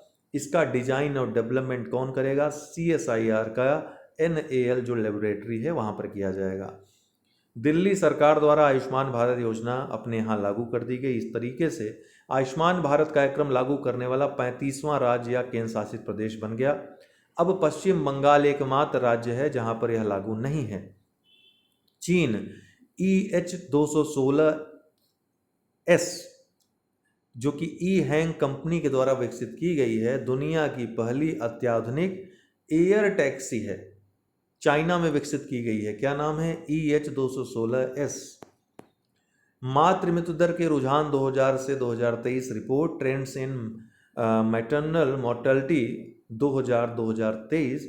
ये रिपोर्ट हाल ही में United Nations maternal mortality estimation inter agency group की रिपोर्ट है, जिसमें WHO, यूनिसेफ, UNFPA, विश्व बैंक समूह, UNDESA ये सब शामिल हैं इस रिपोर्ट को बनाने में। रिपोर्ट की खास बात क्या है? वर्ष 2023 में मातृ मृत्यु दर में भारत विश्व में दूसरे स्थान पे है। पहले स्थान में कौन है? नाइजीरिया है 75,000 मृत्यु दर के साथ। विश्व का 28.7% हिस्सा नाइजीरिया का है। भारत और डेमोक्रेटिक रिपब्लिक ऑफ कांगो दोनों दूसरे स्थान पे हैं 19,000 मातृ मृत्यु के साथ। विश्व का 7.2% ये दोनों देश शेयर करते हैं। पाकिस्तान तीसरे नंबर पे है 11,000 मृत्यु के साथ। केवल इन्हीं 4 देशों में कितने हो गए? 10,000 से अधिक, ध्यान रखिएगा 1 लाख से अधिक। अगर देखा जाए तो केवल इन 4 देशों में मिलकर 1 लाख से अधिक मातृ मृत्यु हुई है। वर्ष 2023 में कितनी थी मातृ मृत्यु? 2,60,000 थी। कितनी थी? 2,60,000, अर्थात प्रतिदिन 712 मृत्यु लगभग। वर्ष 2000 के तुलना में 40% की कमी आई है इस वर्ष अगर देखा जाए मातृ मृत्यु में। पहली बार किसी भी देश में MMR बहुत अधिक नहीं होने का अनुमान लगाया गया है। हालांकि क्षेत्रीय असमानताएं बहुत हैं। उप सहारा अफ्रीका में विश्व का 70% मातृत्व मृत्यु है। चीन में वर्ष 2023 में मात्र 1400 मातृ मृत्यु दर्ज की गई। भारत में वर्ष 2000 में MMR 362 था। मातृ मृत्यु दर की बात हो रही है यहाँ पे, जो वर्ष 2023 में 80 हो गई। 78% गिरावट हुई है 2000 से 2023 में मातृ मृत्यु दर में भारत में। और सर प्रमुख कारण क्या है मातृ मृत्यु का? तो रक्तस्राव को बताया गया है सर प्रमुख कारण। गौरव क्या है? DRDO के द्वारा विकसित लॉन्ग रेंज ग्लाइडेड बम है, LRGB है। मारक क्षमता इसकी 30 किलोमीटर से 150 किलोमीटर तक है, लगभग 100 किलोमीटर। इसका वजन लगभग 1000 किलोग्राम है।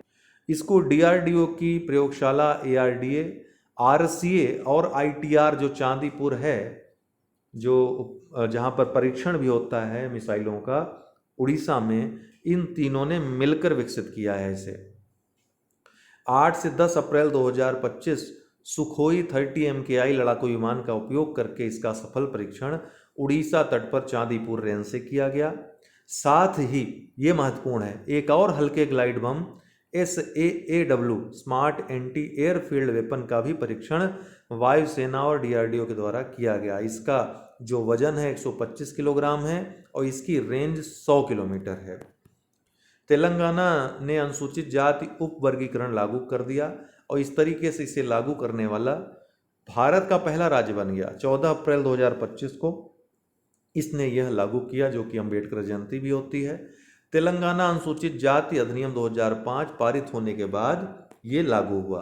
कलम और कवच 2.0 संयुक्त युद्ध अध्ययन केंद्र है, ठीक है। संयुक्त युद्ध अध्ययन केंद्र सेनजौस द्वारा नई दिल्ली में दूसरा रक्षा साहित्य महोत्सव कलम और कवच 2.0 आयोजित किया गया। किसके तहत? रक्षा मंत्रालय के तहत यह आयोजन हुआ। कब हुआ? 15 अप्रैल 2025 को। कलम और कवच 2.0। नोट करने वाली बात है कि रक्षा मंत्रालय द्वारा वर्ष 2025 को सुधारों का वर्ष घोषित किया गया है। 15वीं हॉकी इंडिया सीनियर पुरुष राष्ट्रीय चैंपियनशिप ट्रॉफी 2025 4 से 15 अप्रैल 2025 में आयोजित की गई। झांसी स्थित मेजर ध्यानचंद स्टेडियम में यह गेम हुआ। पंजाब ने मध्य प्रदेश को हराकर 5वीं बार ये टूर्नामेंट जीत लिया। उत्तर प्रदेश ने मणिपुर को हराकर कांस्य पदक जीता। इसमें मॉडल E5 व E3 जापानी शिंकानसेन ट्रेनें हैं, बुलेट ट्रेनें हैं। बुलेट ट्रेनों को जापान में शिंकानसेन कहा जाता है। हाल ही में जापान ने भारत को ये दोनों ट्रेनें निःशुल्क प्रदान की हैं। ये वर्ष 2026 में भारत में आएंगी। ये ट्रेनें मुंबई अहमदाबाद बुलेट ट्रेन परियोजना के लिए परीक्षण वाहन का काम करेंगी। मॉडल E5 और E3। न्यायमूर्ति कुरियन जोसेफ समिति तमिलनाडु सरकार द्वारा केंद्र राज्य संबंधों की समीक्षा के लिए इस समिति का गठन किया गया है। किसके द्वारा? तमिलनाडु सरकार के द्वारा। बस इतना ध्यान रखिएगा। लगभग 50 वर्ष पूर्व तमिलनाडु के CM CN अन्नादुराई द्वारा इसी तरह से डॉक्टर PV राजमन्नार समिति का गठन भी केंद्र राज्य संबंध के अध्ययन के लिए किया गया था। इसने अनुच्छेद 356 को निरस्त करने की सिफारिश व योजना आयोग की आलोचना की थी। IISR सूर्या भारतीय मसाला अनुसंधान संस्थान द्वारा प्रस्तुत हल्दी की नई किस्म है। क्या नाम है? IISR सूर्या। भगवत गीता व नाट्यशास्त्र। भगवत गीता जिसमें 700 श्लोक हैं, महाभारत के भीष्म पर्व का एक भाग है। वेद व्यास के द्वारा इसकी रचना हुई है। वहीं नाट्यशास्त्र भरत मुनि द्वारा रचित है। 36,000 श्लोकों वाला ये शास्त्र है।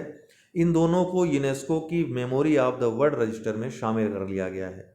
यूनेस्को ने वर्ष 1992 में मेमोरी ऑफ द वर्ल्ड कार्यक्रम की शुरुआत की थी। अब इस रजिस्टर में भारत की 14 प्रविष्टियां हैं। पहली प्रविष्टि 1997 में IAS तमिल मेडिकल पांडुलिपि संग्रह थी।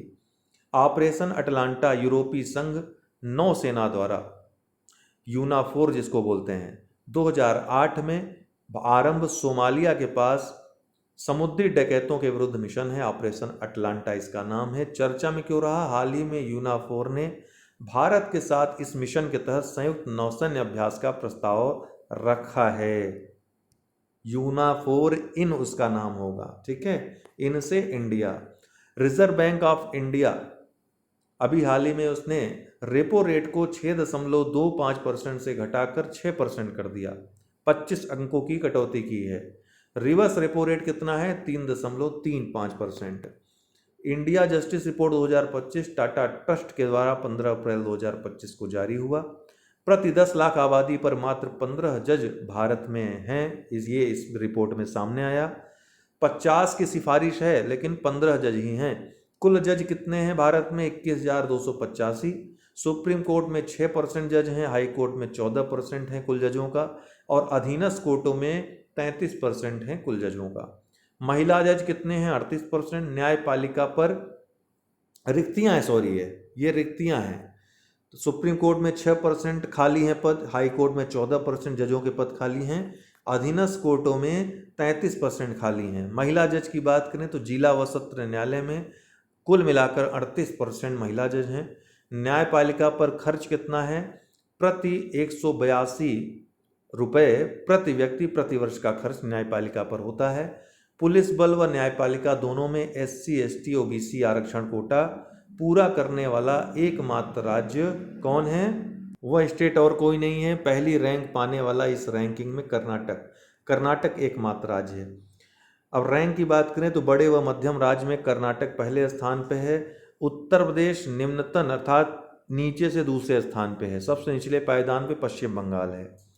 टॉप 5 कौन है? कर्नाटक, आंध्र प्रदेश, तेलंगाना, केरल और तमिलनाडु। छोटे राज्यों में सर्वोच्च पायदान पे सिक्किम है। निम्नतम कौन है? गोवा है। पोप फ्रांसिस 21 अप्रैल 2025 को 88 वर्ष की आयु में इनका निधन हो गया। पोप फ्रांसिस का वास्तविक नाम इनका जॉर्ज मारियो बर्गोग्लियो था। वे society of Jesus Jesuit order अर्थात सोसाइटी ऑफ जीसस से पहले पोप थे। इस जगह से आने वाले पहले पोप थे। वे पहले लैटिन अमेरिका से पहले, दक्षिण गोलार्ध से पहले और पोप ग्रेगरी थर्ड के बाद से यूरोप के बाहर पैदा हुए पहले पोप थे। इतनी चीज़ें इनके बारे में। और इनका जन्म ब्यूनस आयर्स में अर्जेंटीना दक्षिण अमेरिका में हुआ था। रेशम सखी योजना उत्तर प्रदेश सरकार द्वारा ग्रामीण महिलाओं को सशक्त बनाने के लिए आरंभ किया गया। राज्य ग्रामीण आजीविका मिशन और रेशम विभाग के द्वारा इसका संचालन किया जाएगा। महिलाओं को शहतूत रेशम, ठीक, व टसर रेशम के लिए प्रशिक्षण दिया जाएगा। इसके लिए शहतूत रेशम के लिए मैसूर और टसर रेशम के लिए रांची भेजा जाएगा।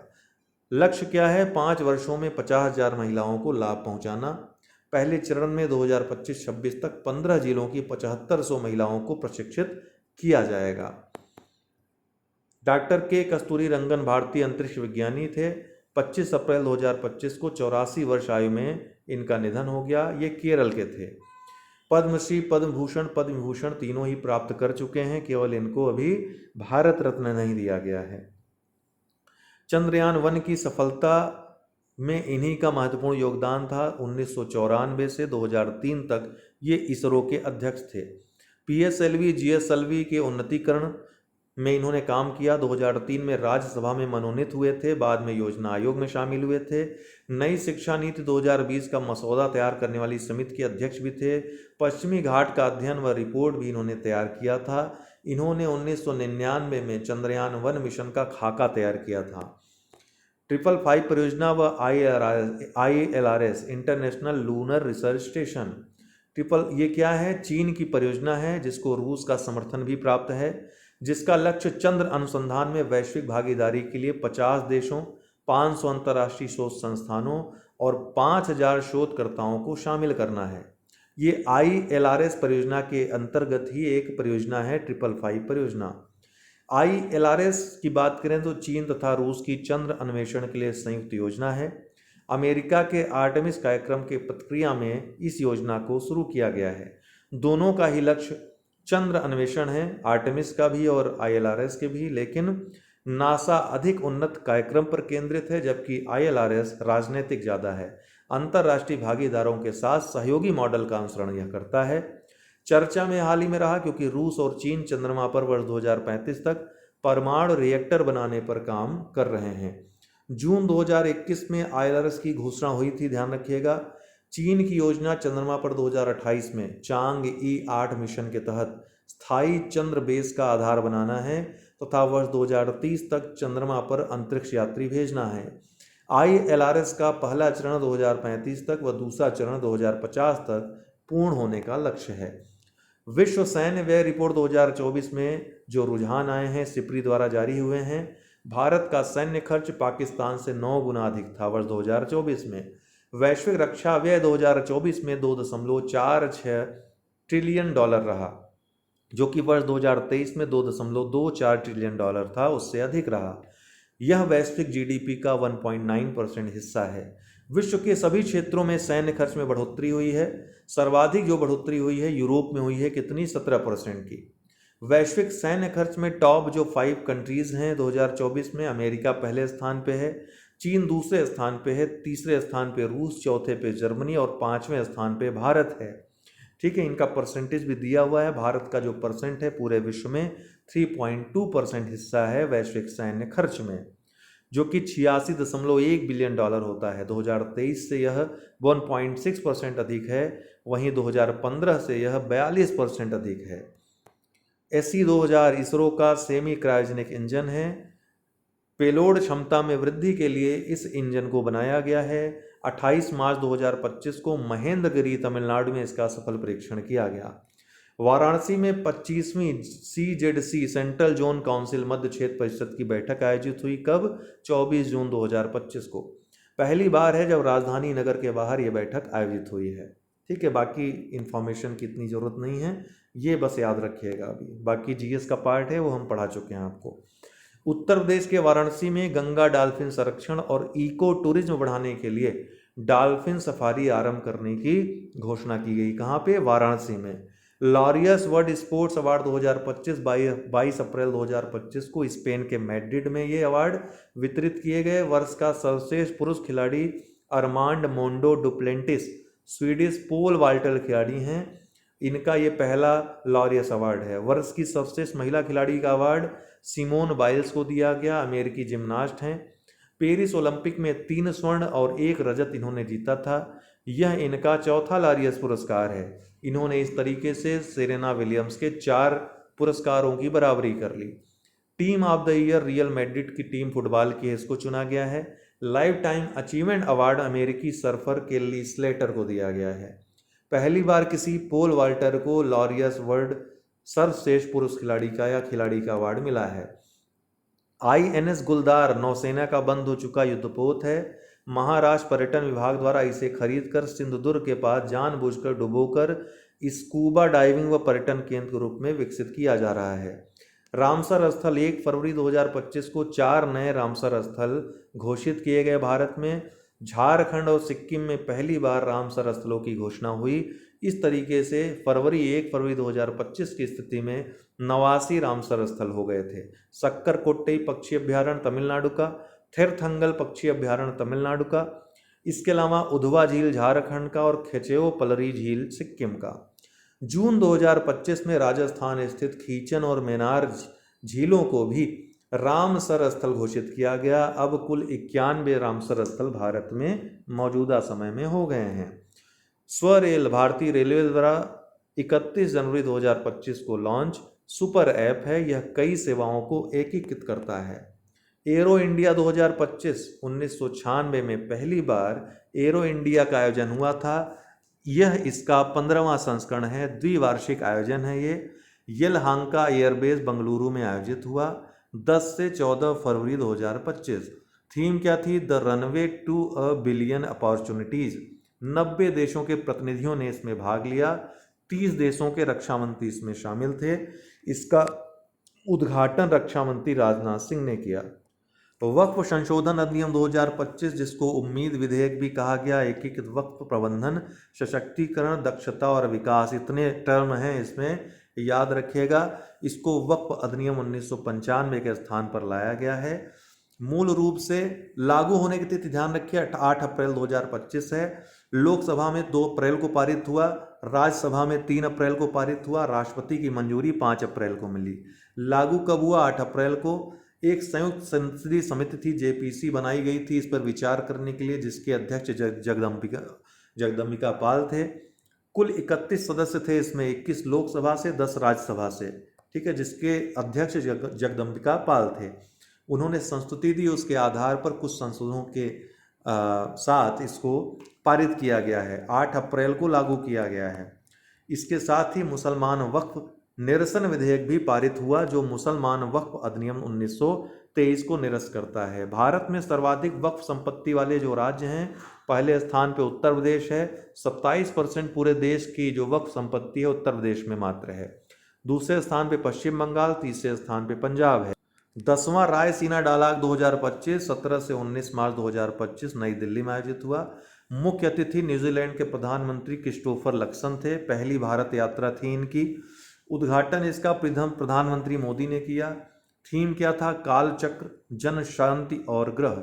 रायसीना डायलॉग वर्ष 2016 से ही आरंभ हो रहा है। ऑब्जर्वर रिसर्च फाउंडेशन के सहयोग से विदेश मंत्रालय इसको आयोजित करता है प्रतिवर्ष। Council of Europe framework convention on artificial intelligence and human right, democracy and rule of law, ये अंतर्राष्ट्रीय AI संधि है। सितंबर 2024 में संपन्न हुई थी अमेरिका, यूरोपियन यूनियन और ब्रिटेन के द्वारा। महत्वपूर्ण पुस्तकें जो चर्चा में रही, दिया सलाई कैलाश सत्यार्थी की आत्मकथा है।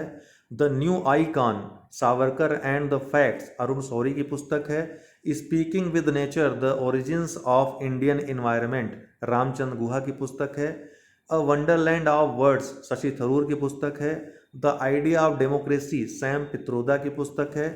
कौन देश को वासी वेणु की डायरी सूर्यवाला की पुस्तक है, जिनको 34वां व्यास सम्मान मिला है। व्यास सम्मान की बात कर रहे थे, 33वां 2023 का पुष्पा भारती को मिला था, यादें यादें और यादें के लिए। 34वां सूर्यवाला जो कि हिंदी लेखिका हैं, इनको मिला 2024 का, कौन देश को वासी वेणु की डायरी के लिए। ये वाराणसी उत्तर प्रदेश में इनका जन्म हुआ है सूर्यवाला का। सरस्वती सम्मान की बात करें तो 33वां प्रभा वर्मा को 2023 के लिए मिला, मलयालम उपन्यास रौद्र सात्विकम के लिए। 34वां 2024 का सरस्वती सम्मान संस्कृत पुस्तक स्वामी नारायण सिद्धांत सुधा के लिए महामहोपाध्याय साधु भद्रेश दास को दिया गया है। ज्ञानपीठ पुरस्कार 58वां ज्ञानपीठ पुरस्कार 2023 दो लोगों को प्रदान किया गया, संस्कृत विद्वान जगत गुरु ब्रह्मभद्राचार्य को और उर्दू लेखक गुलजार को।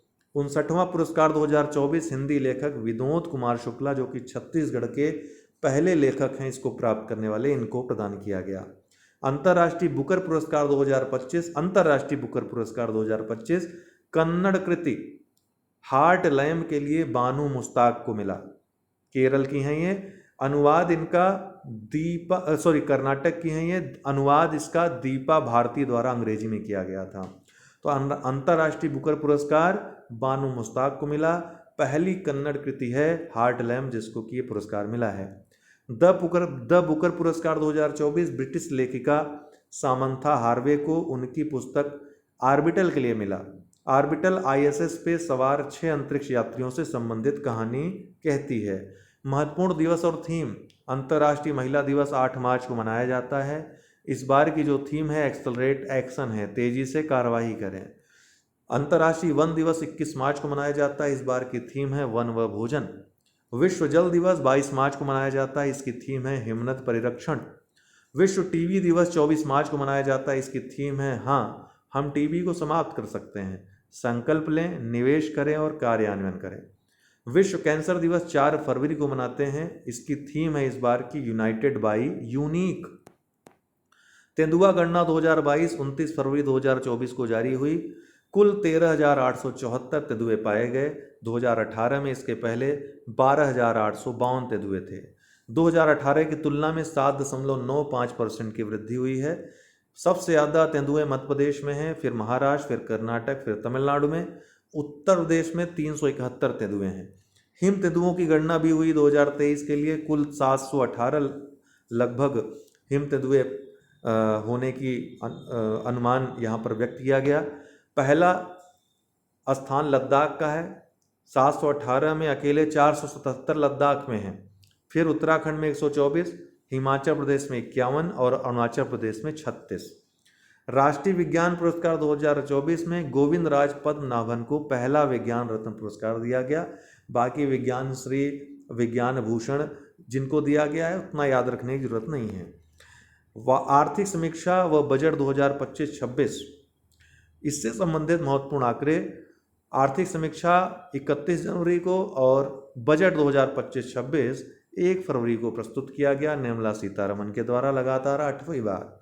बजट 2025-26 का आकार कितना है? 50,65,345 करोड़ रुपए। पिछले वर्ष के संशोधित अनुमान ध्यान रखिएगा, पिछले वर्ष जो बजट प्रस्तुत हुआ था उसमें अनुमान कुछ था, लेकिन बजट जो वास्तव में खर्च होता है वो वास्तविक अनुमान होता है।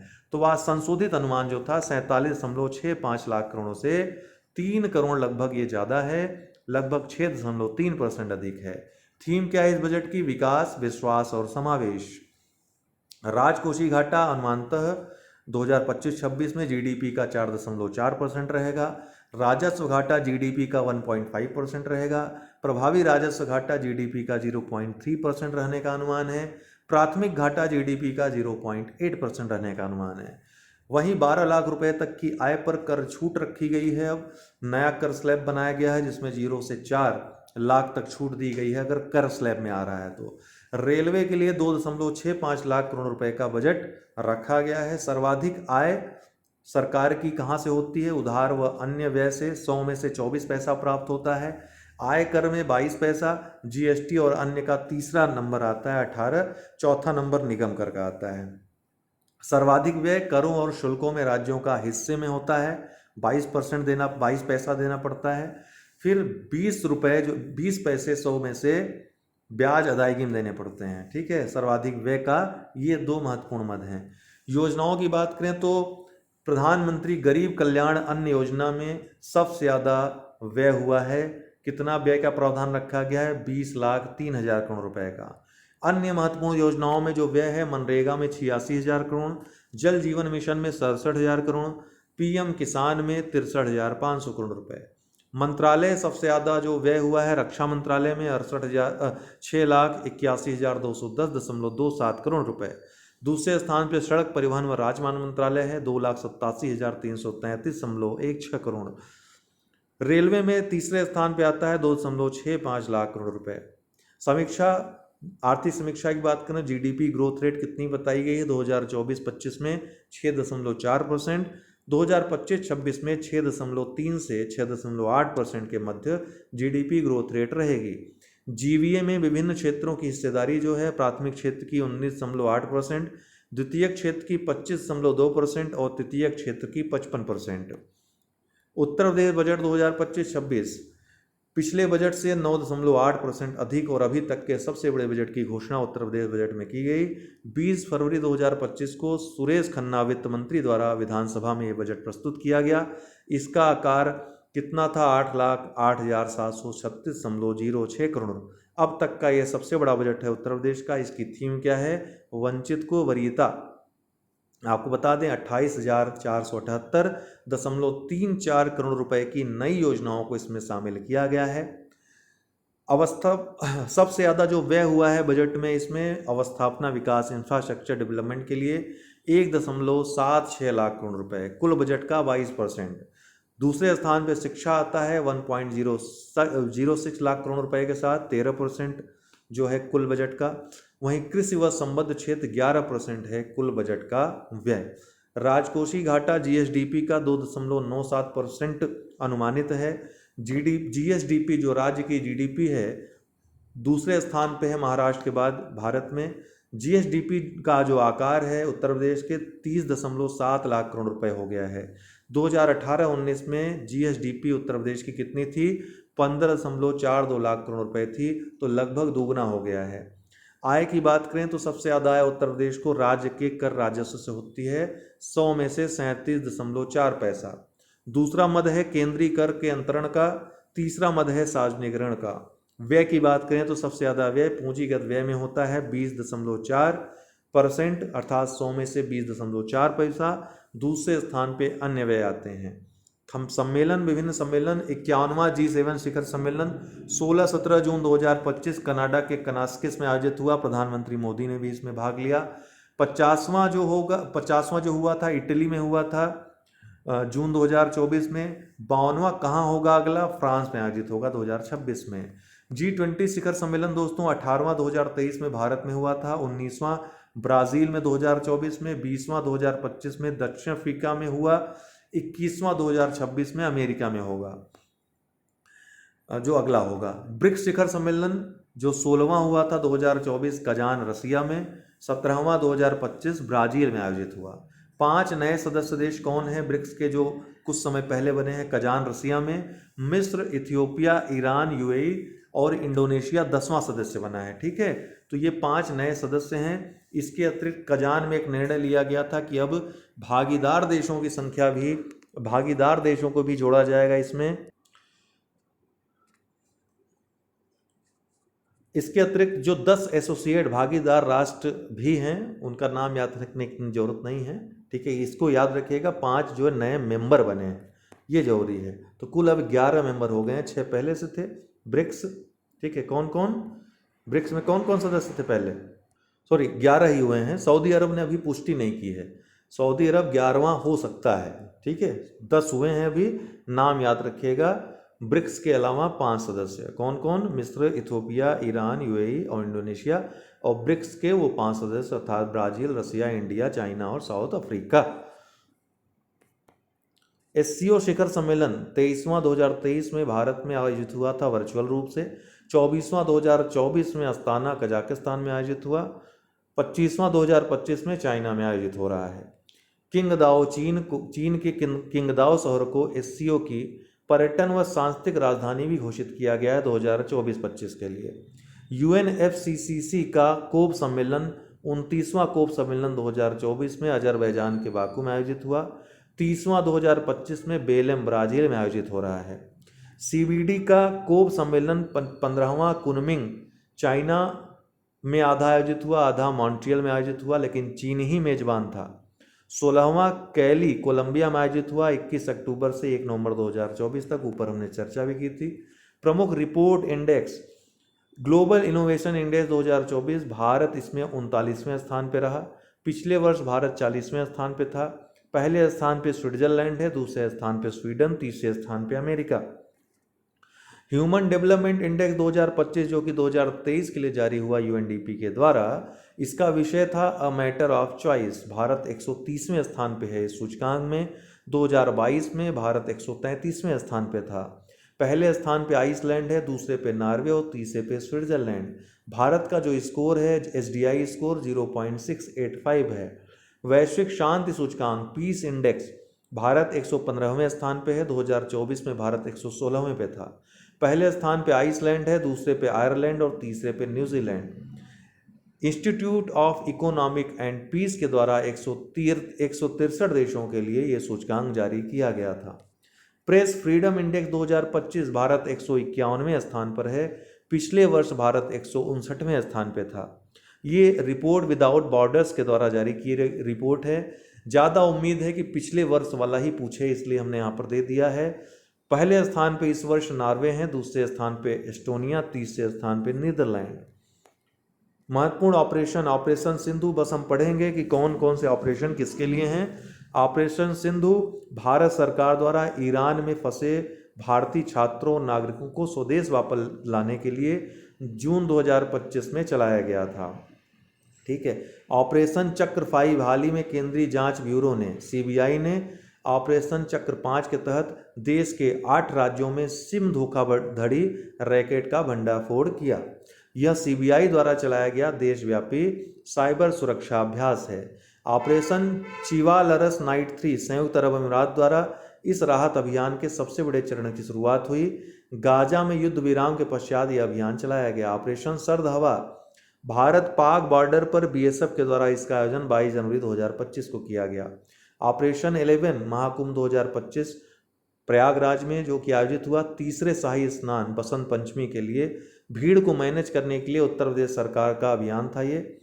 साइक्लोन 2025 भारत में संयुक्त सैन्य अभ्यास था। 10 फरवरी से महाजन फायरिंग रेंज राजस्थान में आरंभ हुआ।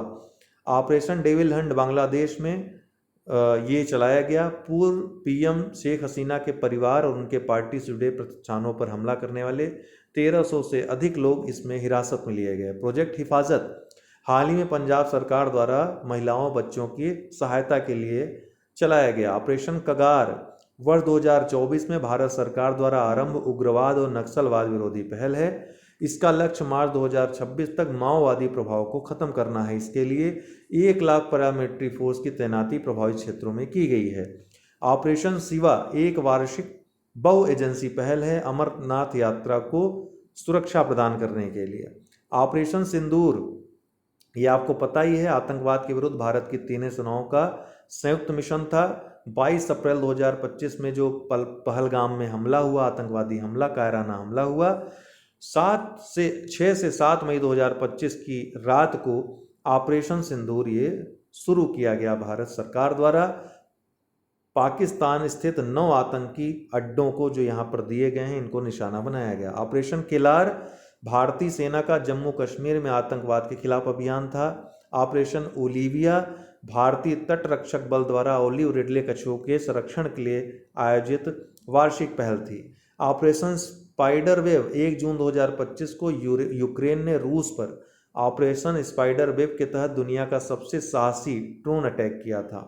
ऑपरेशन राइजिंग लायन इसराइल ने 13 जून 2025 को ईरान के परमाणु और सैन्य ठिकानों पर हवाई हमला कर ऑपरेशन राइजिंग लायन की शुरुआत की। Operation 2 promise 3 operation rising lion के तहत इसराइल द्वारा ईरान के परमाणु और सैन्य स्थलों पर हुए हवाई हमलों के जवाब में ईरान द्वारा ये किया गया था operation 2 promise 3। Operation Brahma Myanmar में आए विनाशकारी भूकंप के बाद 28 मार्च को जो आया था, मानवीय सहायता प्रदान करने के लिए भारतीय सेना द्वारा ऑपरेशन ब्रह्मा शुरू किया गया था। विभिन्न चक्रवात कब कब आए, कहाँ आए। चक्रवात रेमल आया 24 मई से 18 मई 2024 में उड़ीसा। चक्रवात आसना 25 अगस्त से 3 सितंबर 2024 के दौरान मध्य प्रदेश।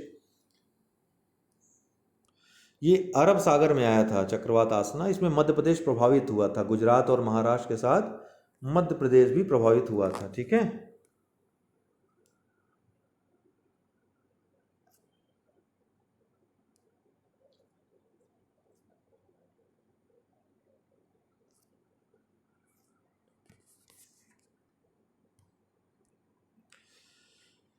चक्रवात दाना ये उड़ीसा, पश्चिम बंगाल, बंगाली खाड़ी में आया था। ठीक है। चक्रवात फिंगल तमिलनाडु और पुदुचेरी। अल्फ्रेड चक्रवात 22 फरवरी से 8 मार्च 2025 के बीच ऑस्ट्रेलिया में आया था। सारा चक्रवात होंडुरास में भारत द्वारा मानवीय सहायता इसके लिए भेजी गई थी होंडुरास में। इतनी चीज़ें याद रखिएगा आप लोग। सैन्य अभ्यास थे विभिन्न। नोमैडिक एलिफेंट भारत मंगोलिया के बीच 31 मई से 13 जून 2025 तक मंगोलिया के उलान बटोर में आयोजित की गई। खान क्वेस्ट 2025 मंगोलिया के उलान बटोर में 14 से 28 जून। ठीक है, 22वां संस्करण था ये। शक्ति 2025 भारत और फ्रांस के बीच सैन्य अभ्यास था ये। ठीक है, इसका आयोजन फ्रांस के ला कैवलरी में हुआ 18 जून से 1 जुलाई 2025। सैन्य अभ्यास टाइगर क्लॉ भारतीय वायुसेना संयुक्त राज्य अमेरिका की वायुसेना के विशेष बलों के बीच आयोजित हुआ। टाइगर सैन्य अभ्यास पासेक्स 2025 भारत की नौसेना और यूके की रॉयल नेवी के बीच आयोजित हुआ उत्तरी अरब सागर में 9 से 10 जून 2025। 16 जून से 27 जून तक साइबर सुरक्षा अभ्यास साइबर सुरक्षा के नाम से डिफेंस साइबर एजेंसी के द्वारा आयोजित किया गया। तीस्ता प्रहार अभ्यास भारतीय सेना द्वारा पश्चिम बंगाल में तीस्ता फील्ड फायरिंग रेंज में मई 2025 में आयोजित किया गया। अभ्यास 21 में भारतीय नौसेना और तंजानिया पीपुल्स डिफेंस फोर्स की संयुक्त मेजबानी में अफ्रीकी देशों के साथ संयुक्त नौसैन्य अभ्यास ऐके में 13 से 18 अप्रैल 2025 के बीच तंजानिया के दार ए सलाम में आयोजित किया गया। इस अभ्यास में भारत और तंजानिया के अलावा अन्य अफ्रीकी देशों ने भाग लिया। अभ्यास इंद्र 2025 भारत और रूस की नौसेनाओं के बीच 28 मार्च से 2 अप्रैल 2025 तक चेन्नई में 14वां युद्धाभ्यास इंद्र 2025 का आयोजन किया गया। यह अभ्यास 2 चरणों में बंदरगाह चरण 28 से 30 मार्च तक चेन्नई में और समुद्री चरण 31 मार्च से 2 अप्रैल के बीच बंगाल की खाड़ी में आयोजित किया गया था। सैन्य अभ्यास इनियोचोस 25 ग्रीस के अंद्रा विदा एयरबेस पर 31 मार्च से 11 अप्रैल 2025 के बीच बहुराष्ट्रीय वायु अभ्यास इनियोकॉस 2025 का आयोजन किया गया। इस अभ्यास में भारतीय वायुसेना ने भी भाग लिया। एक्विवेरन 2025 भारत और मालदीव के बीच संयुक्त सैन्य अभ्यास से था। 13वां संस्करण था। 2 से 15 फरवरी 2025 के बीच माफिला फुशी मालदीव में आयोजित हुआ। ट्रोपेक्स 25 एयर टैंक भारतीय नौसेना का सबसे बड़ा समुद्री अभ्यास है।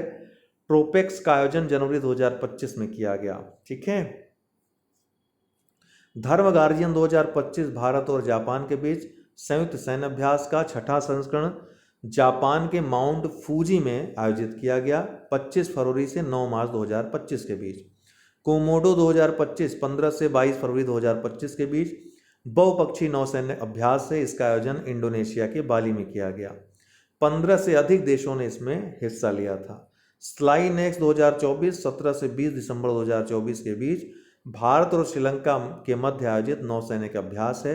11वां संस्करण था। यह विशाखापट्टनम में आयोजित हुआ। अभ्यास डेजर्ट हंट 24 से 28 फरवरी 2025 तक राजस्थान के जोधपुर में आयोजित हुआ। एकीकृत त्रिसेवा विशेष बल अभ्यास था। सी ड्रैगन 2025 4 मार्च से 19 मार्च 2025 तक बहुपक्षीय समुद्री युद्धाभ्यास था। अमेरिकी नौसेना के 7वें बेड़े द्वारा इसका आयोजन किया गया। अमेरिकी सैन्य बेस गुआम तट के पास पश्चिमी प्रशांत महासागर में इसका आयोजन किया गया, जिसमें भारत, जापान, अमेरिका और ऑस्ट्रेलिया, रिपब्लिक ऑफ कोरिया इन देशों ने भाग लिया। खंजर 12 भारत और किर्गिस्तान की सेनाओं के बीच 10 से 23 मार्च 2025 किर्गिस्तान में आयोजित हुआ। कॉर्पेट और बोंगो सागर अभ्यास भारत और बांग्लादेश के बीच 10 से 12 मार्च 2025 के दौरान बंगाल की खाड़ी में आयोजित हुआ। अभ्यास वरुण 2025 भारत और फ्रांस के बीच द्विपक्षीय नौसैनिक अभ्यास है। 23वां संस्करण इसका आयोजित हुआ 19 से 22 मार्च 2025 के दौरान। ठीक है, पश्चिमी समुद्री तट पर आयोजित हुआ है। सूर्य किरण 2024 भारत और नेपाल के मध्य आयोजित हुआ। इसका 18वां संस्करण था। ये नेपाल के सलझंडी में आयोजित हुआ। कब से कब तक? 31 दिसंबर 2024 से 13 जनवरी 2025 तक। तो ये था पूरा आपका करंट अफेयर्स।